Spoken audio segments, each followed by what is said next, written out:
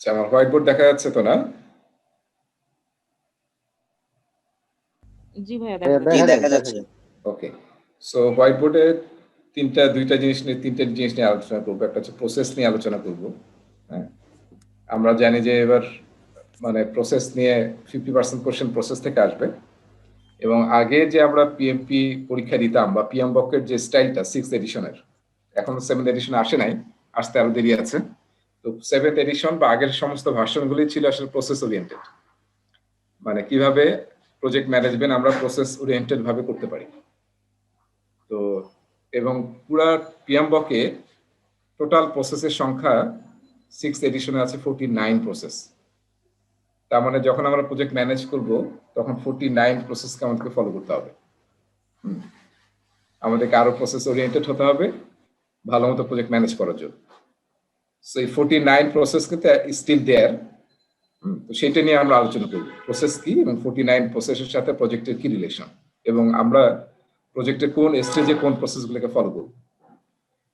2 নম্বর হচ্ছে knowledge area. আমি কে দেখলাম নলেজ এরিয়া। নলেজ এরিয়া হচ্ছে প্রজেক্ট ম্যানেজমেন্ট করতে গিয়ে খুবই গুরুত্বপূর্ণ আলোচনা করতেছি আমরা এখন। হ্যাঁ, মানে আমরা 15-20 মিনিট খুবই গুরুত্বপূর্ণ আলোচনা করব শুরুতে। সবাইকে খুবই অ্যাক্টিভ থাকতে বলতেছি আমি। সো নলেজ এরিয়া হচ্ছে through out the project life cycle কোন বিষয়গুলো আমাদের থ্রু আউট দ্য প্রজেক্ট, কোন আসপেক্ট গুলো বা কোন বিষয়গুলোকে আমাদের ম্যানেজ করা দরকার অ্যাজ এ প্রজেক্ট ম্যানেজার, বা আমরা বললাম যে অ্যাজাইল কোচ বা সার্ভেন্ট লিডার বা টিম লিডার। তো সেইটা হচ্ছে নলেজ এরিয়া, এবং পিএম বকে 10টা নলেজ এরিয়াকে আইডেন্টিফাই করা হয়েছে, 10 নলেজ এরিয়াস। আর 3 নম্বর হচ্ছে 5 প্রসেস গ্রুপ, পিজি সংক্ষেপে লিখলাম পিজি, 5 প্রসেস গ্রুপস। এই যে 49 প্রসেস আমরা দেখতেছি, এই 49 প্রসেসকে পিএম বকে 5 প্রসেস গ্রুপে ভাগ করা হয়েছে। কিসের আঙ্গিকে ভাগ করা হয়েছে? মেইনলি প্রজেক্ট ম্যানেজ করতে গিয়ে প্রজেক্টে আমরা নর্মালি, তাহলে আমরা কি দেখলাম, আমি ওইটা যাচ্ছি, 5টা প্রসেস গ্রুপ দেখলাম, 10টা নলেজ এরিয়া, আর হচ্ছে 49 প্রসেস। এই যে কয়েকটা জিনিস, এই কয়েকটা বিষয়ের প্রজেক্টের সাথে কি রিলেশন, এটা আমরা এখন ডিটেইল দেখবো এখানে হোয়াইট বোর্ডে। আচ্ছা, তাহলে আমরা যে কোনো একটা প্রজেক্ট যদি চিন্তা করি, প্রজেক্টের লাইফ সাইকেল স্টার্ট থেকে এন্ড, তাহলে আমরা মানে যে কোনো প্রজেক্ট যে ইন্ডাস্ট্রি থাকে না কেন, যে কোনো জায়গার, তো 5টা স্টেজ আমরা দেখতে পাই। হ্যাঁ, একটা প্যাটার্ন ফলো করে। সেই প্যাটার্নটা হচ্ছে প্রজেক্টে আমরা ইনিশিয়েশনে, আমি আই লিখলাম, ইনিশিয়েশনে অনেক ধরনের কাজ থাকে। প্রজেক্টের বাজেট পাওয়া, অ্যাপ্রুভাল নেওয়া, রিসোর্স অ্যালোকেট হওয়া, স্টিয়ারিং কমিটি তৈরি হওয়া, বিজনেস কেসের অ্যাপ্রুভাল পাওয়া, হ্যাঁ, ফাইনালে প্রজেক্ট চার্টার তৈরি হওয়া এবং কিক অফ মিটিং করা। এসব আমরা ইনিশিয়েশন স্টেজে করি। মানে প্রজেক্টের শুরুতে অনেক ধরনের অ্যাডমিনিস্ট্রেটিভ কাজ থাকে আমাদের, ঠিক আছে, সেটাকে আমরা বলতেছি ইনিশিয়েশন। সেকেন্ড হচ্ছে এখন আমরা ইনিশিয়েট হয়ে গেছে এবং প্রজেক্টে অ্যাপ্রুভাল পেয়ে গেছি, বাজেট পেয়ে গেছি, নাও উই উইল স্টার্ট করার সময় পিএমআই যেটা বলতেছি, you have two plan.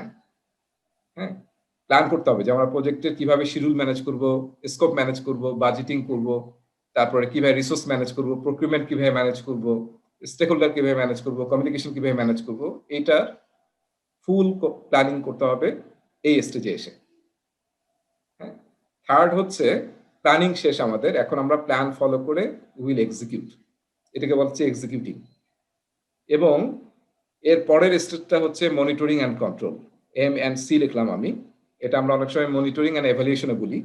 Monitoring and control মানে হচ্ছে আমি যে প্ল্যানটা করলাম সেই অনুযায়ী আসলে আমি এক্সিকিউট করছি কিনা, এবং কোনো চেঞ্জ লাগবে কিনা, বা প্ল্যানটা ইমপ্রুভমেন্টের কোনো স্কোপ আছে কিনা, ইমপ্রুভমেন্ট করতে হবে কিনা, কন্টিনিউয়াস ইমপ্রুভ করার কোনো স্কোপ আছে কিনা। তো সেটা হচ্ছে monitoring and control. So finally লাস্টের স্টেজটা হচ্ছে ক্লোজিং।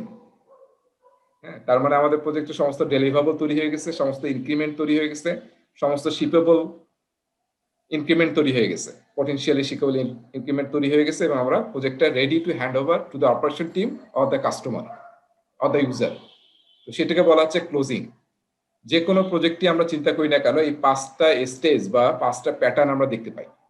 সেটাকে পিএম বকে বলা হচ্ছে initiation, planning, execution, monitoring, control এবং ক্লোজিং। ঠিক আছে? আচ্ছা, এখন আসি নলেজ এরিয়া।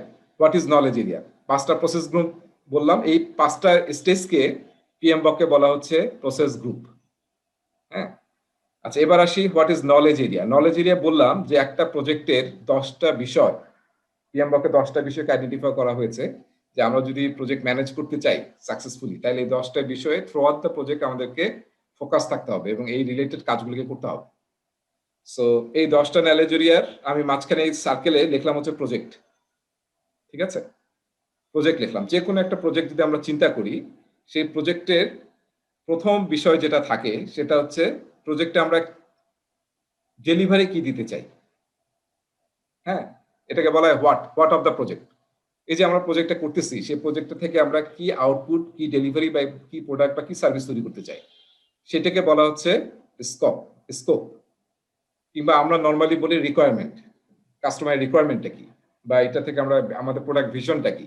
অ্যাজাইলে বলা হয় প্রোডাক্ট ভিশন। মনে আছে? অ্যাডালে বলা হয় প্রোডাক্ট ভিশন, যে আমরা প্রোডাক্টটার আসলে কোন কি স্টেজে দেখতে চাই। ওই ভিশন থেকে আমরা রোডম্যাপ তৈরি করি, তারপর রিলিজ প্ল্যান তৈরি করি। সো এটা হচ্ছে scope, what of the project. আমরা প্রজেক্ট থেকে কি 5 তলা বাড়ি বানাতে চাই, নাকি গাড়ি বানাতে চাই, না কি করতে চাই। So that is known as scope. So continuously প্রজেক্টের শুরুতে আপনাকে স্কোপ আইডেন্টিফাই করতে হবে ট্রেডিশনাল প্রজেক্টে। আর আমরা জানি যে অ্যাজাইলে প্রোডাক্ট ব্যাকলগ তৈরি করা হয় এবং সেটা প্রায়োরিটাইজ, রিপ্রায়োরিটাইজ করতে হয় এবং নতুন নতুন আইটেম আসতে পারে বিজনেস ভ্যালু ক্রিয়েশনের উপর ডিপেন্ড করে। আচ্ছা, স্কোপের পরে সেকেন্ড যে বিষয়টা আমাদের খুবই গুরুত্বপূর্ণ সেটা হচ্ছে এই স্কোপটা ডেলিভারি দেওয়ার জন্য কি পরিমাণ সময় লাগবে, শিডিউলটা কি আমাদের। সো ট্রেডিশনাল প্রজেক্টে আমরা শিডিউলটা শুরুর দিকেই প্ল্যান করি, যে স্কোপ যেহেতু আমরা জানি, ট্রেডিশনাল প্রজেক্ট ম্যানেজমেন্ট আমরা জানি, যেটাকে আমরা প্রেডিক্টিভ বলছি, যে আমরা ট্রাই করি রিকোয়ারমেন্ট বা স্কোপকে শুরুতেই ফিক্স করার জন্য। হ্যাঁ, জি আরিফিন ভাই বলেন আপনার। একটা জানা ছিল যে প্রজেক্ট প্রপোজাল তাহলে এই এর মধ্যে কখন আমরা দিব আর কি, যদি প্রপোজাল থেকে থাকে। প্রজেক্ট প্রপোজাল বা বিজনেস কেস বলতেছেন? জি, অনেকটা ওইরকমই। হ্যাঁ, হ্যাঁ, হ্যাঁ। মানে আপনার প্রজেক্টের ধারণা বা প্রজেক্টটা যে আপনি শুরু করতেছেন, আমরা এটাকে পিএমবকে বলা হয় বিজনেস কেস, বা আমরা নিডস অ্যাসেসমেন্ট বলতে পারি, বা ফিজিবিলিটি স্টাডি বলতে পারি। তো সেইটা কিন্তু হবে প্রজেক্টের শুরুর আগে। ওই যে আমি যখন ইনিশিয়েশন বললাম না 5টা স্টেজ, জি জি, হ্যাঁ, ইনিশিয়েশনের আগেই হবে। ওইটা কিন্তু প্রজেক্টের বাইরের কাজ আর কি, কারণ ওটা না হলে আমরা প্রজেক্ট শুরু নিড করতে পারবো না। অ্যাসেসমেন্ট জাতীয় যতগুলা কাজ আছে হ্যাঁ, আমার প্রজেক্টের। না, স্কোপের ক্ষেত্রে অনেক সময় যেমন আমরা নিড অ্যাসেসমেন্ট যখন বা এই ধরনের কাজ যেগুলা বিজনেস যেটা বলে কি, তো ওটাতে হয়তো আমরা এই কাজটা করে থাকি। হ্যাঁ, যে এখানে স্কোপটা কোথায় বা এটা নিডটা কি, তাই না, এরকম। হ্যাঁ, হ্যাঁ। তো সেটা প্রজেক্টের বাইরে এবং প্রজেক্টের আগেই করতে হবে। ওইটা কনফার্ম হলে তারপরে আসলে আপনি প্রজেক্ট ইনিশিয়েশন শুরু করবেন। ঠিক আছে? ওকে। আচ্ছা, এখন দেখেন আমরা কোথায় গেলাম। আমি একটু এটা ডিলিট করে দেই, এই অংশটা। এখন থার্ড হচ্ছে আমরা বলতেছিলাম যে এখন এটা ডেলিভারি দেওয়ার জন্য কি পরিমাণ সময় লাগবে। সো প্রেডিক্টিভে আমরা কি করি, ওই যে আমি কিন্তু ওই কথাগুলো নিয়ে আসতেছি যেগুলো আমরা অলরেডি 3-4টা ক্লাসে আলোচনা করছি। প্রেডিক্টিভে আমরা শুরুতেই স্কোপটাকে ডেলিভারি দিতে কত সময় লাগবে আমরা শুরুতেই প্ল্যান করে ফেলি, যে আমাদের 2 বছর বা 3 বছর সময় লাগবে। কিন্তু অ্যাজাইলে আমরা কি জানি, ইটারেশন হয়। হ্যাঁ, আমরা ঠিক করে নেই যে এই ইটারেশনে সবচেয়ে ভ্যালুয়েবল কোনটা, কোন কোন আইটেম, সেই আইটেমগুলোকে আমরা ডেলিভারি দিই। এবং আমরা দেখাইছিলাম যে কিভাবে কয়টা ইটারেশন লাগলো আমরা কিভাবে ক্যালকুলেট করতে পারি, তাই না? তো সেইভাবে আমরা আসলে শিডিউলটা বের করি অ্যাজাইলে। আচ্ছা, এরপরে আসতেছি থার্ড যে জিনিসটা লাগে আমাদের, প্রজেক্টের বাজেট কত লাগবে, টাকা কত লাগবে। সেটা আমরা বের করি যে কত টাকা লাগবে এই স্কোপ ডেলিভারি দিতে উইদিন দিস টাইম। সেটা হচ্ছে প্রজেক্টের বাজেট, কিংবা আমরা বলি কস্ট। ফোর্থ আইটেম হচ্ছে যে বিষয়টা throughout the project you have to focus on and have to work on, সেটা হচ্ছে কোয়ালিটি। শুধু স্কোপ, শিডিউল এবং টাকা হলে তো হবে না, you have to deliver the quality product or service, otherwise customer will not be happy. So সেই কোয়ালিটিকে এনশিওর করতে হবে। এবং কোয়ালিটি শুধু প্রোডাক্টের কোয়ালিটি না, আপনার প্রসেসের কোয়ালিটি এনশিওর করতে হবে, পিপুলের কোয়ালিটি এনশিওর করতে হবে। এবং যদি কোনো কমপ্লায়েন্স থাকে, হ্যাঁ, এবার দেখেন পিএমবকে কিন্তু একটা টপিক আছে কমপ্লায়েন্স নিয়ে, আমরা পড়বো। সেই কমপ্লায়েন্সে কিন্তু আপনাকে কোয়ালিটি অ্যাসুরেন্স করতে হবে। এবং যদি কোনো রেগুলেটরি বডির কোনো অর্ডার থাকে বা রেগুলেশনস থাকে সেটাকে কিন্তু আপনাকে ফলো করতে হবে। সো এটা হচ্ছে কোয়ালিটি।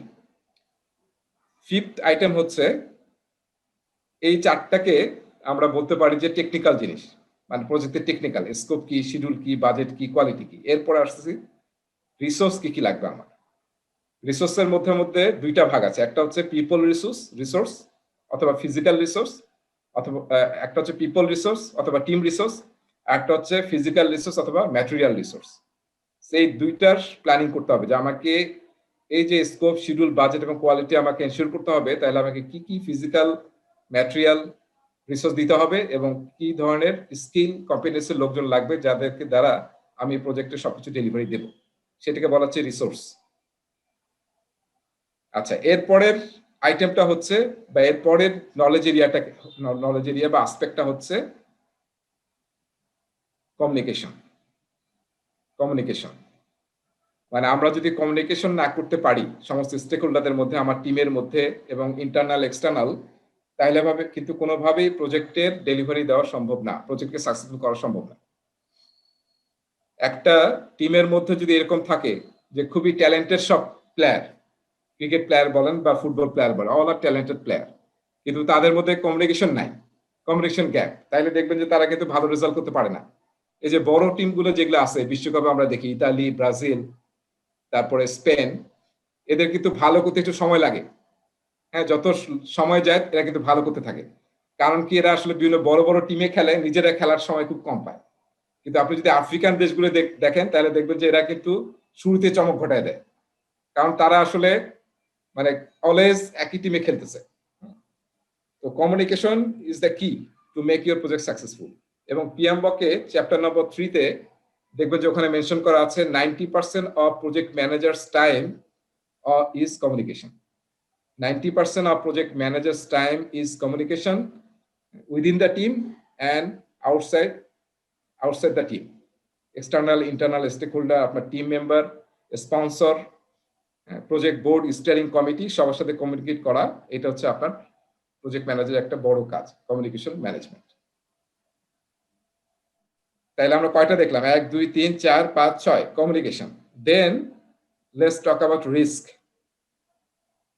রিস্ক কিন্তু খুবই ইম্পর্টেন্ট বিষয়, তাই না? যে যদি কোনো রিস্ক হয়, রিস্ক হচ্ছে এমন একটা জিনিস, এমন একটা ইভেন্ট যেটা ফিউচারে ঘটলে আমাদের প্রজেক্টের অবজেক্টিভ অ্যাচিভ করতে সমস্যা হতে পারে। সেই রিস্কগুলোকে আমাকে আইডেন্টিফাই করতে হবে, রিস্ক ম্যানেজমেন্ট করতে হবে। সো রিস্ক হচ্ছে অ্যানাদার কম্পোনেন্ট যেটা আমাদের থ্রু অফ দ্য শুরু থেকে শেষ পর্যন্ত সেটা নিয়ে অলওয়েজ ফাইট করতে হবে।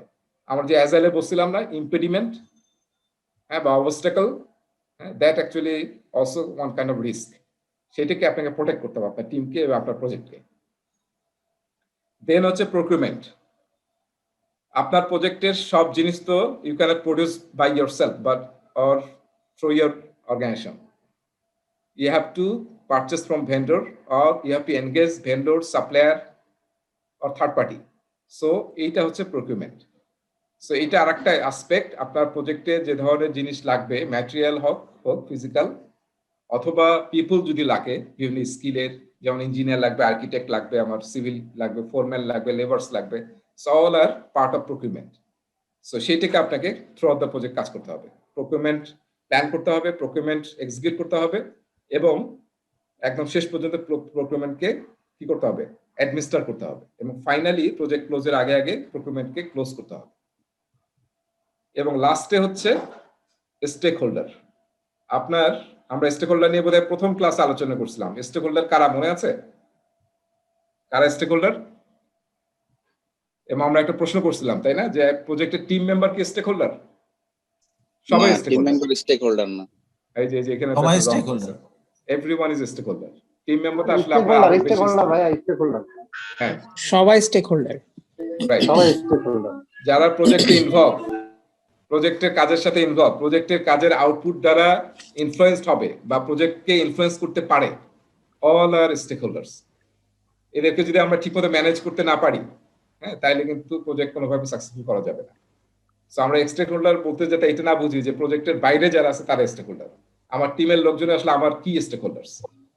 সো এই stakeholder management is another big issue for a project manager to make your project successful. So দেখেন এখানে আমরা কয়টা জিনিস দেখলাম, 1টা 2টা 3টা 4টা 5টা 6টা 7টা 8টা 9টা। আর 10 নম্বর হচ্ছে যেটাকে আমরা বলি ইন্টিগ্রেশন ম্যানেজমেন্ট। 10 নম্বর হচ্ছে ইন্টিগ্রেশন ম্যানেজমেন্ট, যেটা আমি মাঝখানে লিখবো ইন্টিগ্রেশন ম্যানেজমেন্ট।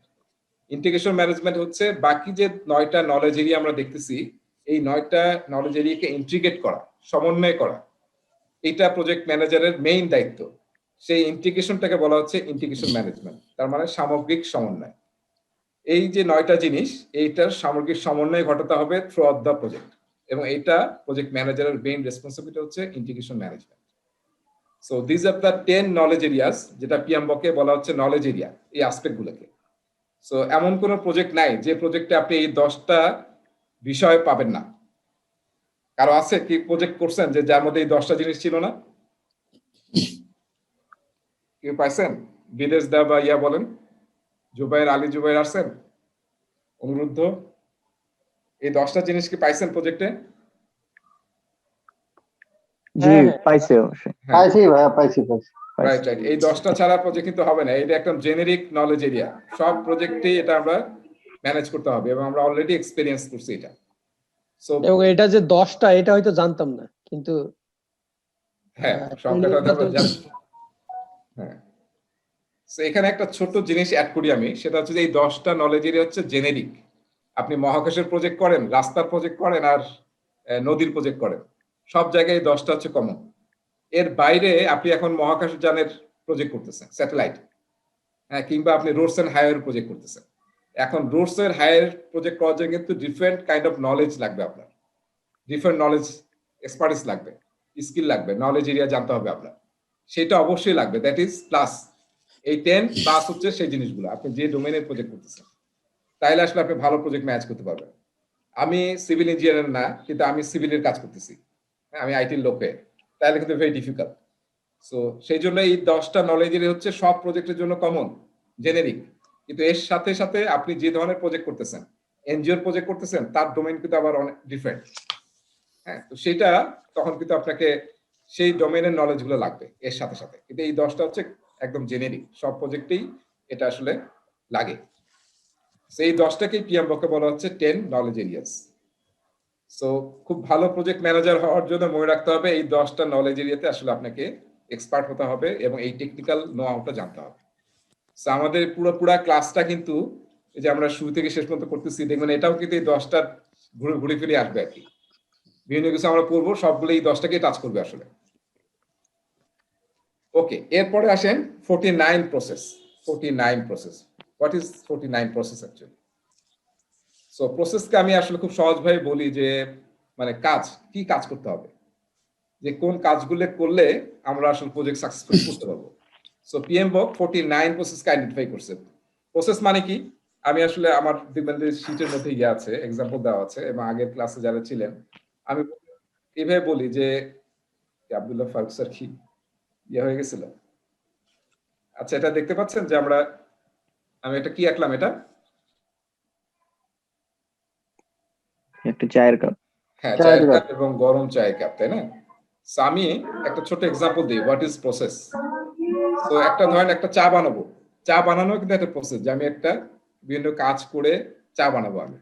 তো এই চা বানাতে গেলে আমার কি কি লাগবে দেখেন তো, আমার কি কি ইনপুট লাগবে চা বানাতে গেলে?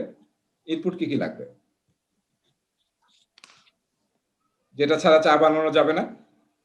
চা পাতা, হ্যাঁ, চা টি লিফ লাগবে, তারপরে পানি লাগবে, ওয়াটার লাগবে, রাইট, হট ওয়াটার, টি, আর সুগার, যে খাবেন তার সুগার লাগবে, যার লাগবে সুগার খেতে পারেন, টি পট লাগবে।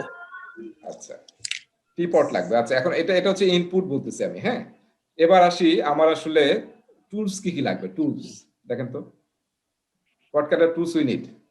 এই যে আমি বললো যে কি হাঁড়ি লাগবে, পাতিল লাগবে, হ্যাঁ কেতলি লাগবে, তাই না? কেতলি লাগবে, কেটলি লাগবে, তারপরে ফায়ার লাগবে, না চুলা লাগবে, ফায়ারের ব্যবস্থা থাকতে হবে, বা ইলেকট্রিক যদি হয় ইলেকট্রিক ইয়া করবো আমরা। তারপরে স্পুন লাগবে, কাপ লাগবে, তাই না? নাইলে আপনি কিভাবে সার্ভ করবেন, কিভাবে? স্পুন লাগবে, কাপ লাগবে, ঠিক আছে? So this are the tools. আর আমাদের টার্গেট কি, আমাদের আউটপুট কি আসলে এই প্রসেসটার, চা বানানোর প্রসেস, এর আউটপুট কি? দিস ওয়ান, তাই না? A cup of tea, right? A cup of hot tea. So এটা হচ্ছে আমাদের ডেলিভারেবল বা আউটপুট এই প্রসেসের। এই প্রসেসের ডেলিভারেবল কি? এ হট কাপ অফ টি। আর এই প্রসেসে কি কি ইনপুট লাগতেছে? এই যে এই জিনিসগুলো আমাদের ইনপুট লাগতেছে, এবং টুলস আমাদের কি কি লাগতেছে? এই টুলস লাগতেছে। এর সাথে আরেকটা জিনিস আমরা বলি, সেটাকে বলি টুলস প্লাস টেকনিক লাগবে কিন্তু, তাই না? টেকনিক মানে কি? Know how. চাটা কিভাবে বানাবেন? সবাই কি চা বানাতে পারে ভালো চা? হ্যাঁ, দেখেন না, মানে দেখবেন যে আপনি একটা দোকানের, আমরা আগে ইউনিভার্সিটি বলে কি হতো যে কি বলা ওটাকে, সালাদিয়া দোকান, সালাদিয়া টং, দোকানে টং। চা খাচ্ছেন না? টং টং। টঙের দোকান বা ইতালি, আল সালাদিয়া। সালাদিয়া বা ইতালির যে দোকানগুলা, সো এগুলোতে কিন্তু আমরা চা খেতাম। এবং এই যে মামা, আমরা তো সব মামা বলছি নাকি, যে মামার ওই মামার দোকানে চা ভালো, তো চা খেলে আমরা ওই মামার দোকানে চা খেতাম সে। তার মানে কি? সে এমন কোন টেকনিক খাটায় যার কারণে তার চাটা আসলে ভালো লাগতেছে আমার কাছে। সো চা সবকিছুর কিন্তু একটা টেকনিক আছে, যে আমি আসলে কি কি ফলো করব। আমাকে চা পাতা দিতে হবে, পানি ধরেন 5 মিনিট ধরে গরম করতে হবে, হ্যাঁ, তারপরে আবার স্টিয়ার করতে হবে সুগার দিয়ে, হ্যাঁ, then I can serve. So এই টেকনিকটা হচ্ছে ভেরি ইম্পর্টেন্ট। সো একটা প্রসেসকে যদি আমরা সাকসেসফুল করতে চাই, তাহলে কি লাগতেছে? ইনপুট লাগতেছে, এবং সেই ইনপুটের উপর আমরা কিছু টুল এবং টেকনিক অ্যাপ্লাই করতেছি, রাইট? এবং অ্যাপ্লাই করার ফলে we are getting a deliverable or output. So প্রসেসের ডেফিনিশন হচ্ছে এটা, কিছু ইনপুট নিয়ে তারপর আমরা কিছু অ্যাকশন নেব, টুলস এবং টেকনিক অ্যাপ্লাই করব, করে আমরা আউটপুট, টার্গেটেড আউটপুট পাবো। এটাকে বলা হচ্ছে প্রসেস। সো পিএমবকে এই যে 10টা নলেজ এরিয়া বললাম আমরা, বা 5টা প্রসেস গ্রুপ বললাম, এই 5টা প্রসেস গ্রুপ এবং নলেজ এরিয়াতে কি কি প্রসেস আমাদেরকে ফলো করা উচিত as a project manager, as a project team. So সেইগুলোকে বলা হচ্ছে প্রসেস, এবং এইটা পিএমবকে আইডেন্টিফাই করা হচ্ছে যে if you can follow 49 processes, then you can make your project successful. So এইভাবে আসলে এই ভ্যাকসিন পাইনি, আমরা আরেকটি চিঠি পেয়েছি। আচ্ছা,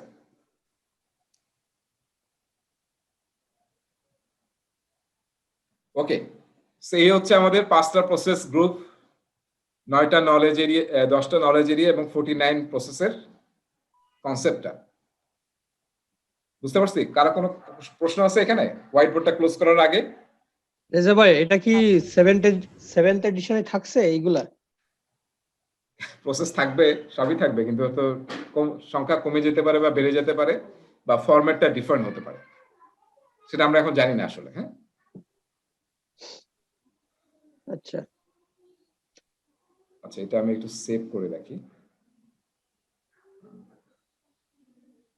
আবার একটু যদি নাটশেল একটু বলেন, রিপিট করেন আর কি পুরো হ্যাঁ, প্রজেক্ট। ঠিক আছে। তো আমরা প্রথমে বললাম যে সব প্রজেক্ট একটা প্যাটার্ন ফলো করে, সেই প্যাটার্নটাকে পিএমবক বলছে প্রসেস গ্রুপ। হ্যাঁ, সেই প্যাটার্নটাকে, এবং সেটা কি? খুবই generic: initiation, planning, execution, monitoring, control and closing. এই 5টা হচ্ছে প্রসেস গ্রুপ। সব প্রজেক্টেই এটা ভিজিবল, এই প্যাটার্ন সব প্রজেক্টই ফলো করে। এরপরে কি বলতেছি? 10টা নলেজ এরিয়া, 10টা বিষয় থ্রু আউট দ্য প্রজেক্ট আপনাকে ফোকাস থাকতে হবে, এবং you have to work on those aspects. সেই আসপেক্টগুলোকে বলা হচ্ছে নলেজ এরিয়া। এবং আমরা 10টা নলেজ এরিয়ার মধ্যে প্রথমটা বললাম স্কোপ, সেকেন্ডটা বললাম শিডিউল অথবা টাইম, তারপরে বললাম budget,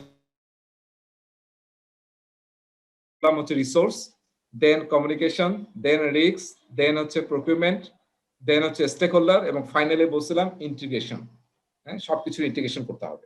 so this are the 10 knowledge areas. আর 49 প্রসেস এখন আমরা আসলে ডিটেলে যাই নাই, এটা এখনই যাবো এরপরে স্ক্রিন ইয়েতে গিয়ে, প্রেজেন্টেশন স্লাইডে। শুধু আমি বললাম প্রসেসগুলো হচ্ছে এই 5টা প্রসেস গ্রুপ এবং 10টা নলেজ এরিয়াতে। যখন আমরা ফর এক্সাম্পল স্কোপ ম্যানেজ করব, তখন আসলে কি কি প্রসেস ফলো করতে হবে আমাদের? যখন আমরা শিডিউল প্ল্যানিং করব, শিডিউল ম্যানেজ করব, তখন আসলে কি কি প্রসেস ফলো করতে হবে? ঠিক আছে? তো সেই প্রসেসগুলি আসলে 49, টোটাল হচ্ছে 49 প্রসেস, এবং সবগুলোই 10টা নলেজ এরিয়ার মধ্যে আছে, এবং 5টা প্রসেস গ্রুপের মধ্যে কানেক্টেড আছে।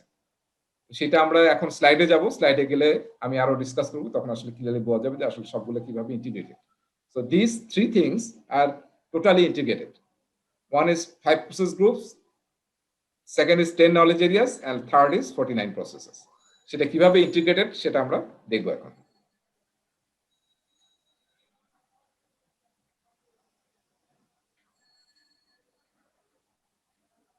সো আমি মেইন স্লাইডে যাচ্ছি, প্রেজেন্টেশন স্লাইডে। ওকে,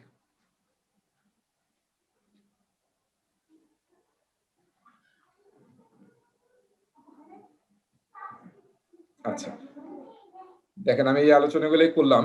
এর আগে আমরা করছিলাম কি, যে ফেজ গেট পর্যন্ত আলোচনা করছিলাম, রাইট? ফেজ গেট বা যেটাকে গভর্নেন্স গেট বলা হয়, নতুন একটা নাম আসছে গভর্নেন্স গেট, আরো কিছু ডিফারেন্ট নাম আছে, আমি গত ক্লাসে আলোচনা করছিলাম।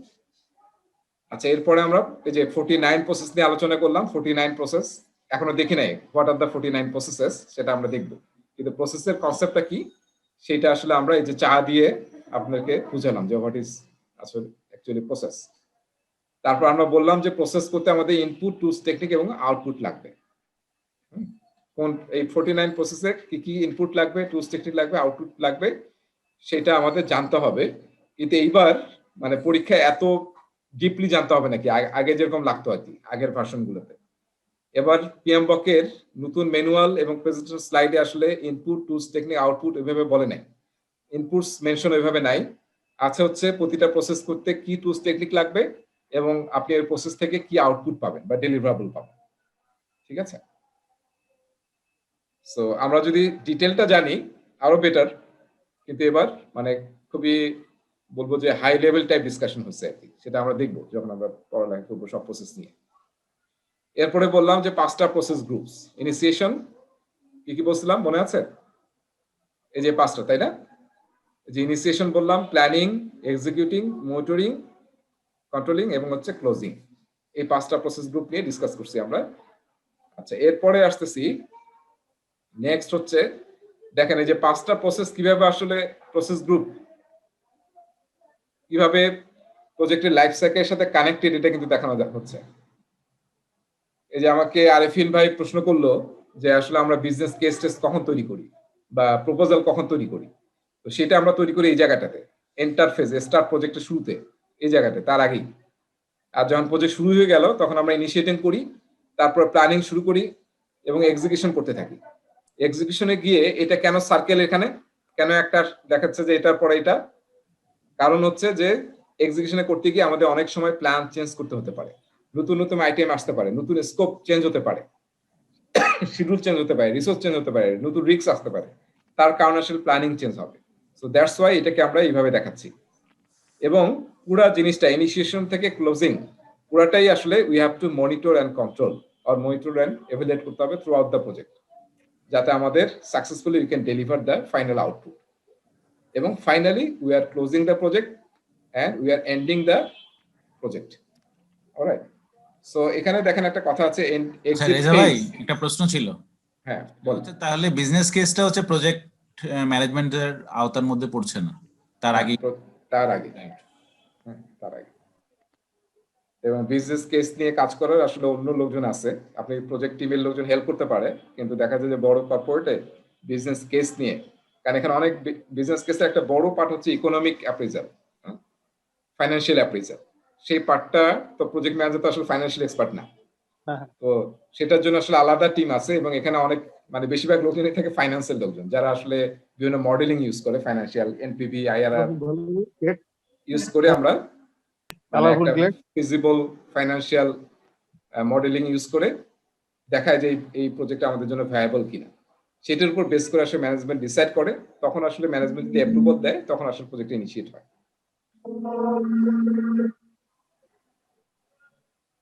ওকে, সো এটা হচ্ছে 5টা প্রসেস গ্রুপের ফ্লোটা। সব প্রজেক্টে কিন্তু এটা ভিজিবল, আমি বলছি যে এটা জেনেরিক আসলে বিষয়টা।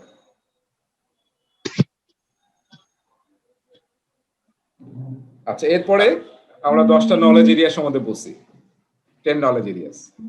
এই 10টা নলেজ এরিয়া, কারো কাছ থেকে নয়েজ আসতেছে বোধহয়।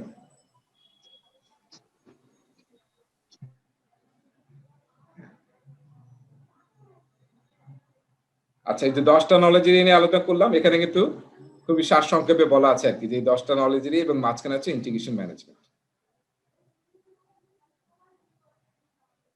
আচ্ছা, অলরাইট, সবাইকে এই টেবিলটা দেখতে পাচ্ছি? হ্যাঁ ভাইয়া পাচ্ছি। আচ্ছা, এই টেবিলটার মধ্যে আসলে আমরা আলোচনা করব 10টা নলেজ এরিয়া, 5টা প্রসেস গ্রুপ এবং 49 প্রসেসের মধ্যে রিলেশনটা কি, ইন্টিগ্রেশনটা কি। So this is very important table. PMBOK এর 6th এডিশনে এটা পেজ নাম্বার 25 এ আছে, পেজ নাম্বার 25।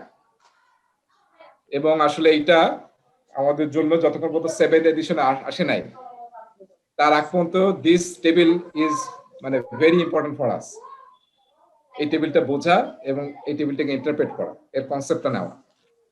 তো এটা নিয়ে আলোচনা করব আমি। সবাই কি লেখাগুলো দেখতে পাচ্ছেন না বেশি ছোট দেখাচ্ছে? ছোট দেখাচ্ছে। আচ্ছা, আমি একটা ইয়া নিয়ে আসি তাহলে বেটার হয়, একটা ইমেজ নিয়ে আসি। দেখতে পাচ্ছি। হ্যাঁ, দেখতে পাচ্ছেন? দেখি ইমেজটা কোথায় আছে। আচ্ছা, একটু সময় নিচ্ছি আমি।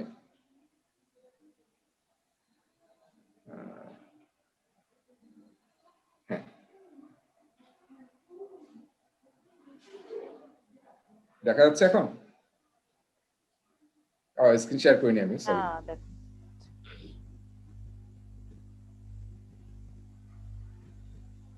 দেখা যাচ্ছে? এখন ঠিক আছে। হ্যাঁ এখন ঠিক আছে। দেখা যায় ভাইয়া। আচ্ছা, ফাইন। এখানে দেখেন এই টেবিলটা আপনারা মানে সবার মানে মনোযোগ চাচ্ছি, কারণ এখানে এই টেবিলটা আসলে ইন্টারপ্রেট করা, কনসেপ্টটা বোঝা খুবই গুরুত্বপূর্ণ। সো দেখেন এখানে টেবিলটা যদি আমরা খেয়াল করি, টেবিলটার মধ্যে কি আছে? এই যে টপে 5টা নলেজ এরিয়া আছে, initiating, planning, execution, monitoring, control এবং ক্লোজিং। এবং বাম দিকে কি আছে? এই যে সব নলেজ এরিয়াগুলো আছে, ইন্টিগ্রেশন ম্যানেজমেন্ট, স্কোপ ম্যানেজমেন্ট, আমি বলছিলাম স্কোপ, শিডিউল, কস্ট। হ্যাঁ, তারপর আমি একটু নিচে যাই আবার, দেখেন কোয়ালিটি, তারপর resource management, communication management, risk management, procurement management এবং stakeholder management. So this are the 10 knowledge areas. ঠিক আছে? সো আমরা এখানে দেখছি 10টা নলেজ এরিয়া লেফট কলামে, আর আমরা টপে দেখলাম, টপ রোতে দেখলাম 5টা প্রসেস গ্রুপ। আর ভিতরে দেখেন যেটা রেগুলার ফন্টে লেখা আছে, এই যে 4.1 থেকে আমি নিচে আসতেছি 13.4 এই পর্যন্ত টোটাল হচ্ছে 49 প্রসেসেস। ঠিক আছে? সো এই টেবিলটাকে, এই ম্যাট্রিক্স টেবিলটা হচ্ছে নলেজ এরিয়া, প্রসেস এবং প্রসেস গ্রুপের মধ্যে ম্যাপিং টেবিল, এবং this is very important. So এখন দেখেন এখানে তার মানে কি, PMBOK বলছে যে আমরা যখন আসলে ইনিশিয়েশনে থাকবো তখন আসলে আমাদের কি কি প্রসেস ফলো করা দরকার। ঠিক আছে? ইনিশিয়েশনে যখন আমরা কাজ করব প্রজেক্টের শুরুর দিকে, তখন আসলে আমাদের কি কি প্রসেস ফলো করা দরকার। দেখেন এখানে কি কি প্রসেস আছে। একটা হচ্ছে project charter, right? Project charter তৈরি করা। প্রজেক্ট চার্টার জিনিসটা কি, কারণ ধারণা আছে হোয়াট ইজ প্রজেক্ট চার্টার? কেউ বলবেন what is project charter? Project ম্যানেজারকে অথরিটি দেওয়া রিসোর্স ইউজ করার জন্য, রাইট। আর অফিশিয়ালি প্রজেক্ট চালু হচ্ছে এটার প্রমাণ। রাইট, ওকে, খুবই ইম্পর্টেন্ট দুইটি বিষয়। প্রজেক্ট চার্টার হচ্ছে প্রজেক্টটা অফিশিয়ালি চার্টার্ড হয়েছে organization. That means project charter মানে ওই ডকুমেন্টটা, যে ডকুমেন্টের থ্রুতে প্রজেক্টটা আসলে অফিশিয়ালি শুরু হয়েছে। এবং প্রজেক্ট চার্টার হচ্ছে সেই ডকুমেন্ট যেখানে আসলে প্রজেক্টের হাই লেভেল সবকিছু থাকে। হাই লেভেল প্রোডাক্ট ভিশন বা project vision, high level scope, তারপর high level budget, high level schedule, তারপরে হচ্ছে হাই লেভেল রিস্ক, হ্যাঁ, তারপরে কি রিসোর্সেস, কি স্টেক হোল্ডার্স, তারপরে হচ্ছে আপনার কনস্ট্যান্ট কি, অ্যাজাম্পশনস কি প্রজেক্টের, এবং প্রজেক্ট ম্যানেজারকে তার রোলস, রেসপন্সিবিলিটি এবং অথরিটি কি, এবং who are the sponsors or steering committee for this project. So এই কয়েকটা জিনিস থাকে হচ্ছে প্রজেক্ট চার্টারে। এবং প্রজেক্ট চার্টার আসলে PMBOK এর গাইডলাইন অনুযায়ী প্রজেক্ট চার্টার আসলে খুব বড় হবে না, হাই লেভেল সব ইনফরমেশন থাকে, এবং সেটা 2-3 পৃষ্ঠার বেশি হবে না। ঠিক আছে? তো আপনাদের যারা স্টাডি ম্যানুয়াল কিনছেন, অনলাইনে কিন্তু যে একটা ফাইল নামে একটা অপশন আছে, হ্যাঁ, ওখানে ফাইলগুলো ডাউনলোড করে দেখবেন যে ওখানে প্রজেক্ট চার্টারে কিন্তু টেমপ্লেট দেওয়া আছে। আমরা ওটা নিয়ে পরে একটা এক্সারসাইজ করব প্রজেক্ট চার্টার নিয়ে। প্রজেক্ট চার্টারে কি কি কন্টেন্ট থাকে সেটা জানা কিন্তু খুব ইম্পর্টেন্ট। আমি যে কথাগুলো বললাম সেগুলো কিন্তু প্রজেক্ট চার্টারের কন্টেন্ট, হাই লেভেল এই কন্টেন্ট গুলো থাকে। তাহলে প্রজেক্ট ভাই, চার্টার বলুন যে একটা ভিডিও ছিল না নির্দেশিকা যে কিভাবে কোর্সের গুলো ব্যবহার করতে হবে, ওটা শেয়ার করার কথা ছিল আপনার। আচ্ছা আচ্ছা আচ্ছা ঠিক আছে, ওটা তাহলে আমি শেয়ার করে দেবো। হ্যাঁ ঠিক আছে, ওকে। তো ভিডিও করা আছে, আমি ওই যে যারা জয়েন করছিল তাদেরকে দেখাইছিলাম, আর ওটা তাহলে আমি ইয়ে করে দেবো, হ্যাঁ শেয়ার করবো।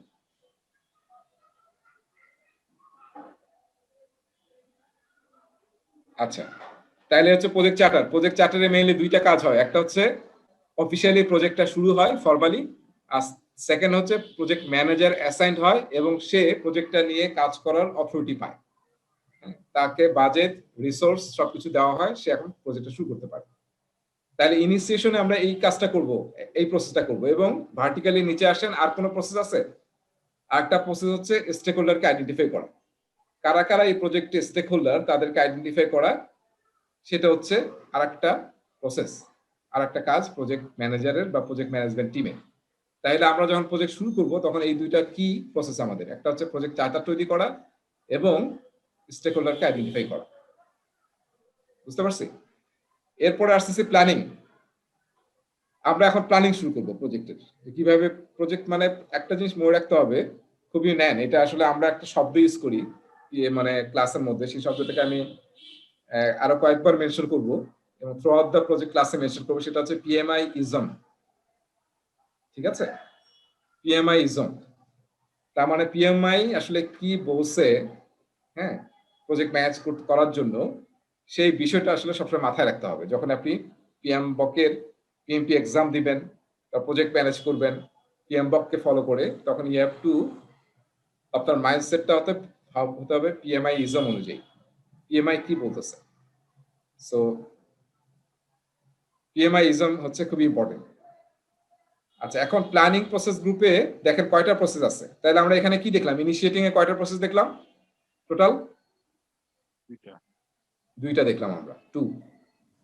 প্ল্যানিং এর টোটাল প্রসেস আছে হচ্ছে 4.2 থেকে। ভার্টিক্যালি যদি আমরা এদিকে আসি তাহলে দেখব যে প্রসেসের সংখ্যা আছে টোটাল, হ্যাঁ 24 আছে। হ্যাঁ, টোটাল 13.2 থেকে 4.2 যদি আমরা হিসাব করি তাহলে এখানে পাবো হচ্ছে আমরা 24টা প্রসেস আছে প্ল্যানিং। আর এক্সিকিউশনে কয়টা আছে আমরা যদি গণি, কয়টা আছে কার মনে আছে? 2 3 4 5 6 7 9 10টা আছে। সো 10টা আছে, 10টা নলেজ প্রসেস হচ্ছে এক্সিকিউশন। আর মনিটরিং এ আছে 12টা প্রসেস, তাই না? তাহলে কয়টা হলো? 36,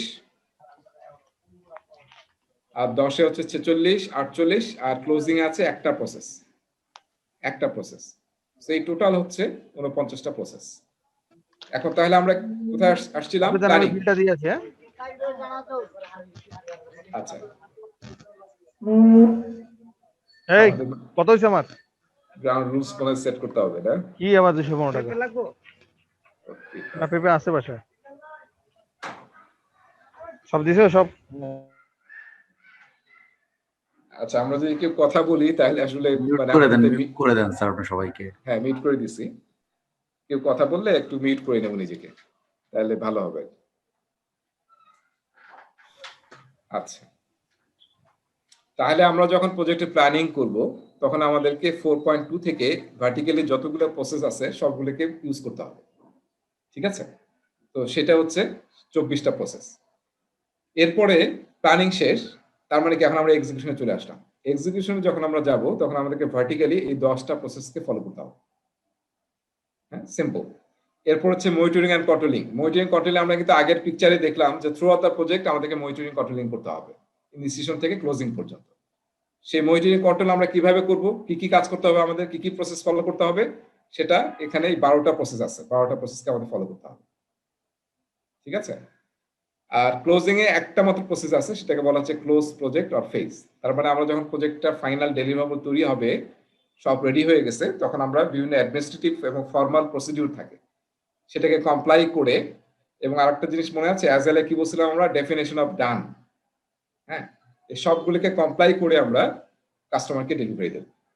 প্রেডিক্টিভ মেথডে নরমালি আমরা একবারই ডেলিভারি দিই ফাইনালি, আর যদি আমরা অ্যাজাইল করি তাহলে কি হবে, প্রতিটা ইটারেশনের পরে ওই ইটারেশনের যে ডেফিনেশন অফ ডান আছে সেটাকে ফলো করে we have to deliver to customer. So agile এবং প্রেডিক্টিভের মধ্যে এটা হচ্ছে ডিফারেন্সটা। আচ্ছা, এখানে ছোট্ট একটা জিনিস খেয়াল করেন, সেটা হচ্ছে ক্লোজ প্রজেক্ট অর ফেজ। তার মানে কি, তার মানে এই যে 49 প্রসেস আমরা কথা বলতেছি, সেই 49 প্রসেস কিন্তু প্রজেক্টে একবার হবে এরকম না কিন্তু। হ্যাঁ, মাল্টিপল টাইপ হতে পারে বিভিন্ন প্রসেস অ্যাজ পার রিকোয়ারমেন্ট। এবং একটা প্রজেক্টকে যদি আপনি ভাগ করে ফেজে বানান, বড় প্রজেক্ট যদি হয়, তাহলে হয়তো ফেজ 1 এর মধ্যেই আপনি 49 প্রসেস কিংবা এই 5টা প্রসেস গ্রুপ আপনাকে ফলো করতে হবে। এই ফেজের জন্য ইনিশিয়েশন থাকবে, প্ল্যানিং থাকবে, এক্সিকিউশন থাকবে, মনিটরিং কন্ট্রোল থাকবে, ক্লোজিং থাকবে। আবার নেক্সট ফেজে এসে আবার ইনিশিয়েশন করবেন, প্ল্যানিং করবেন, এক্সিকিউশন করবেন, মনিটরিং করবেন, কন্ট্রোলিং করবেন। সো এই 5টা প্রসেস গ্রুপ কিংবা 49 প্রসেস যদি প্রজেক্টের সাইজ অনেক বড় হয়, তাহলে আপনি একটা ফেজেই এগুলিকে ইউজ করতে হবে। আবার নেক্সট ফেজে গিয়ে আবার 5টা প্রসেস গ্রুপ 49 প্রসেসকে আপনি ইউজ করতে হবে।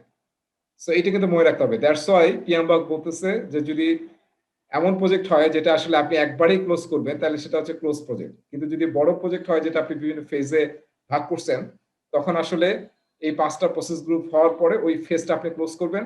এবং ফেজে যদি এক্সপেক্টেড ডেলিভারেবল পান, ওই যে মনে আছে ফেজ গেট কিংবা গভর্নেন্স গেট, তখন আপনি আসলে নেক্সট ফেজে যাবেন এবং তখন আবার initiation, planning, execution, monitoring control এবং ক্লোজিং হবে।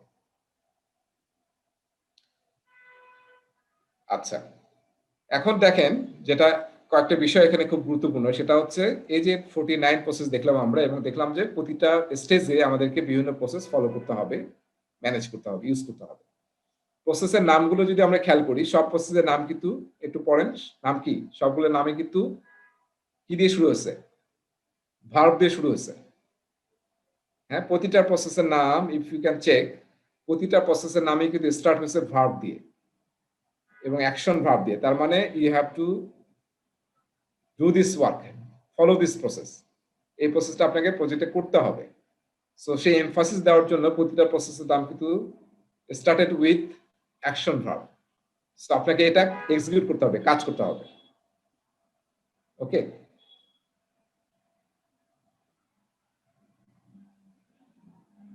আচ্ছা,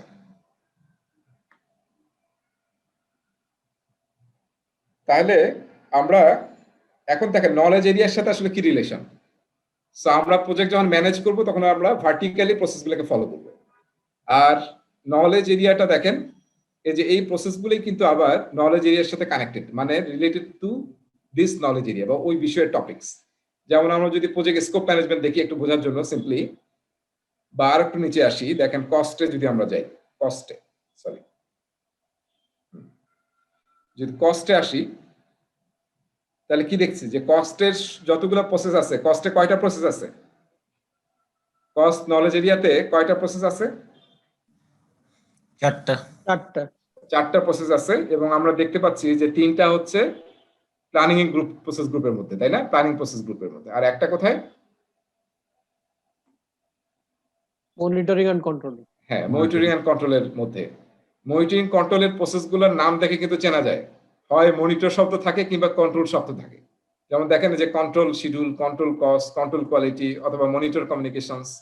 সো এই নাম দেখে কিন্তু বোঝা যায় যে কোনটা আসলে কোন প্রসেস গ্রুপের মধ্যে আছে। আর নর্মালি প্ল্যানের মধ্যে দেখবেন যে প্ল্যানিং টাইপ শব্দ থাকে, যেমন প্রতিটারই শুরুতে প্ল্যান দিয়ে শব্দ আছে, প্ল্যান শিডিউল, হ্যাঁ, তারপর plan quality, plan cost, plan resource, এরকম আছে আর কি। এগুলো ভাই পিএমআই এর কি কোনো প্রেসক্রাইবড ফরম্যাট আছে নাকি এগুলোর জন্য? কিরকম ফরম্যাট, মানে প্রত্যেকটা প্রসেসের জন্য কিভাবে এটা করতে হবে? হ্যাঁ হ্যাঁ হ্যাঁ, এটাতে পিএমবকে ডিটেইল আছে, পিএমবকে পুরো ওইটাই আলোচনা আসলে কোন প্রসেসটা কিভাবে করতে হবে। মানে কোনো টেমপ্লেট টাইপের কিছু আছে কিনা যেটা ফলো করা যাবে? হ্যাঁ, টেমপ্লেট টাইপের তো আপনাদের ওই যে স্টুডেন্ট ইয়েতে কিন্তু অনেক দিছে, অনেক টেমপ্লেট দিছে। আর আর একটা বই আছে পিএমআই থেকে পাবলিশড, সেই বইটার নাম হচ্ছে বুক অফ ফর্মস। হ্যাঁ, book of forms for project managers, book of forms. এটা আপনাদের সাথে শেয়ার করে দেবো, এটা আমার কাছে আছে আর কি। হ্যাঁ, বুক অফ ফর্মস, সেখানে আসলে ডিটেইল আছে যে আপনি প্ল্যানিং যখন করবেন, এই যে সব প্ল্যানিং গুলা আমরা দেখতেছি, সেই প্ল্যানিং গুলো কিভাবে করবেন, তার টেমপ্লেটটা কি হবে। এবং কোন জায়গায় কি থাকবে, কিভাবে করবেন, সেটা এই বুক অফ ফর্মস এক্সাম্পল দেওয়া আছে আর কি। আচ্ছা, ওইটা সফট কপিটা আমাদেরকে একটু শেয়ার করে দিন তাহলে। হ্যাঁ, শেয়ার করে দেবো। ওইটা কিন্তু বেশ হেল্পফুল। যখন আপনি পড়বেন তখন যদি কোনো টেমপ্লেট নিয়ে আপনার কনসার্ন হয় বা আসলে এটা জিনিসটা বুঝতেছি না, যে বলতেছে প্ল্যান শিডিউল ম্যানেজমেন্ট, এটাতে আসলে কি থাকে, তো তখন আপনি ওই টেমপ্লেটটা দেখলে আপনি ইজিলি বুঝতে পারবেন যে আসলে প্ল্যান সেটাই। শিডিউল ম্যানেজমেন্টে কি থাকা উচিত। হয়তো আমি একভাবে তৈরি করতে পারি ফরম্যাটটা, কিন্তু এটা হ্যাঁ। স্ট্যান্ডার্ড থাকা উচিত। সো পিএমআই কিন্তু টেমপ্লেটের ব্যাপারে কোনো স্ট্যান্ডার্ড দেয় নাই যে এইটাই ফলো করতে হবে, ম্যান্ডেটরি কিছু দেয় নাই। সে জাস্ট বলছে বিভিন্ন জায়গায়, কিন্তু এটা ওপেন, যে কেউ তার প্রজেক্টের অনুযায়ী সে ইয়া করে নিবে। একটা শব্দ আমরা ইউজ করি, টেইলরিং করে নিবে। হ্যাঁ, টেইলরিং টেইলরিং শব্দটা, তো থাকবেই, কিন্তু মেন জিনিসটা তো আগে জানতে হবে। হ্যাঁ রাইট, তারপরে এটা খুব ইম্পর্টেন্ট কথা আর কি। আমরা ওই যে ক্লাসে বোধহয় বলছিলাম যে অ্যাজাইলে অনেক সময় আমরা কি করি, অ্যাজাইলে আমরা তারা কাজ শুরু করার আগে টেইলর শুরু করে দিই। আসলে প্রথমে নিজেকে কোন একটা বিষয়ে ফলো করে করতে হবে, এরপরে আপনাকে দরকার অনুযায়ী টেইলর করতে হবে, রাইট। নাহলে পুরো খিচুড়ি পাকাবে আর কি। হুম। অ্যাজাইল কিন্তু অনেক জায়গায় ফেল করে, যদিও খুবই সাকসেসফুল একটা প্রজেক্ট ম্যানেজমেন্ট মেথোডোলজিস, যেমন স্ক্রাম বা বিভিন্ন কিছু, কিন্তু সেটা ফেলের অন্যতম কারণ হচ্ছে আমরা শুরুতেই টেইলরিং শুরু করে দিই, সব নিটিগিটি না জেনে। ওকে, আচ্ছা, যে কথাটা বলতেছিলাম যে কস্ট ম্যানেজমেন্টে দেখেন নলেজ এরিয়ার সাথে কি রিলেশন, তার মানে কস্ট রিলেটেড সব প্রসেসগুলা, এখানে যতগুলো প্রসেস আছে 4টা প্রসেস, সবগুলো কিন্তু রিলেটেড টু কস্ট। ঠিক আছে, যেমন plan cost management, estimate cost, প্রতিটা কাজ করবেন প্রজেক্টে সবগুলোর এস্টিমেট করা, রিসোর্স লাগবে তার এস্টিমেট করা, ইকুইপমেন্টের এস্টিমেট করা, ফ্যাসিলিটির এস্টিমেট করা, তারপরে ডিটারমাইন বাজেট, সবগুলোকে অ্যাড আপ করে বাজেট তৈরি করা, এবং থ্রু আউট দ্য প্রজেক্ট আপনাকে কস্টটাকে কন্ট্রোল করতে হবে। হ্যাঁ, কস্ট তো আর অ্যাবান্ডেন্ট না, আপনি যে প্ল্যান করছেন সেটার মধ্যে থাকতে হবে। সো সেটা হচ্ছে কন্ট্রোল কস্ট। সো এই 4টা প্রসেসই কিন্তু related to this knowledge area. হ্যাঁ, সেই জন্য এটাকে নলেজ এরিয়া অনুযায়ী মানে সাজানো হয়েছে আর কি। আবার যদি শিডিউলে আসেন দেখবেন যে শিডিউলে কয়টা, 6.1 থেকে 6.6, এবং এই 6টাই আসলে related to schedule. So that's why এটা আসলে false under project schedule management. So এইভাবে আসলে নলেজ এরিয়াগুলোকে করা হয়েছে যে প্রসেসগুলা যে বিষয়ের সেটার সাথে কানেক্ট করে, আর প্রসেসগুলোকে কখন ফলো করতে হবে কোন স্টেজে বা প্রজেক্টে সেটা অনুযায়ী করা হয়েছে হচ্ছে প্রসেস গ্রুপ অনুযায়ী সাজানো হয়েছে। এইটা হচ্ছে ইন্টারসেকশনটা, এই ম্যাট্রিক্স টেবিলটা ইন্টারসেকশনটা হচ্ছে এইটা। আমরা বিষয় ভিত্তিক বা যেটা যে প্রসেসটা যে বিষয়ের সেটা সেই অনুযায়ী নলেজ এরিয়াতে দেওয়া হয়েছে, এবং ভার্টিক্যালি দেওয়া হয়েছে ওই জায়গায় যে জায়গায় আমরা ওটাকে করা উচিত এক্সিকিউট করার সময়, কাজ করার সময়। এই হচ্ছে আমাদের এই টেবিলটার মেইন কনসেপ্ট, মেইন টেকওয়ে। এখন কারো কোনো প্রশ্ন আছে কিনা এটার উপরে?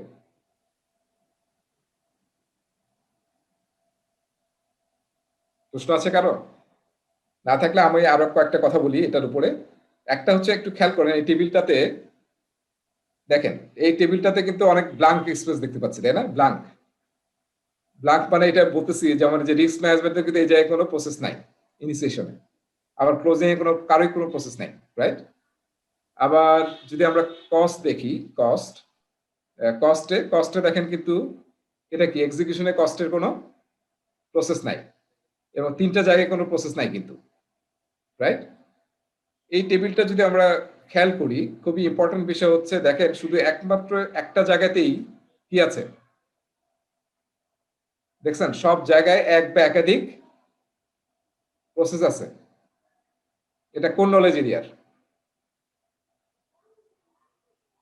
Integration sir, integration management. এটা কিন্তু বোঝাটা খুব ইম্পর্টেন্ট। আমরা বলছিলাম ইন্টিগ্রেশন ম্যানেজমেন্ট হচ্ছে যে বাকি সবগুলা নলেজ এরিয়াকে ইন্টিগ্রেট করে বা বাকি সব প্রসেসকে ইন্টিগ্রেট করে। সো দ্যাটস ওয়াই এই যে আমরা এইটাই একমাত্র প্রসেস যেটা আসলে মানে সবগুলোতেই আছে, তার মানে প্রজেক্ট চার্টার ইনিশিয়েশনের বাকি সব জিনিসগুলোকে ইন্টিগ্রেট করবে। ডেভেলপ প্রজেক্ট ম্যানেজমেন্ট প্ল্যান, সেটা কি বাকি সমস্ত প্ল্যানিং যে কাজগুলো হবে সেগুলোকে সে ইন্টিগ্রেট করবে।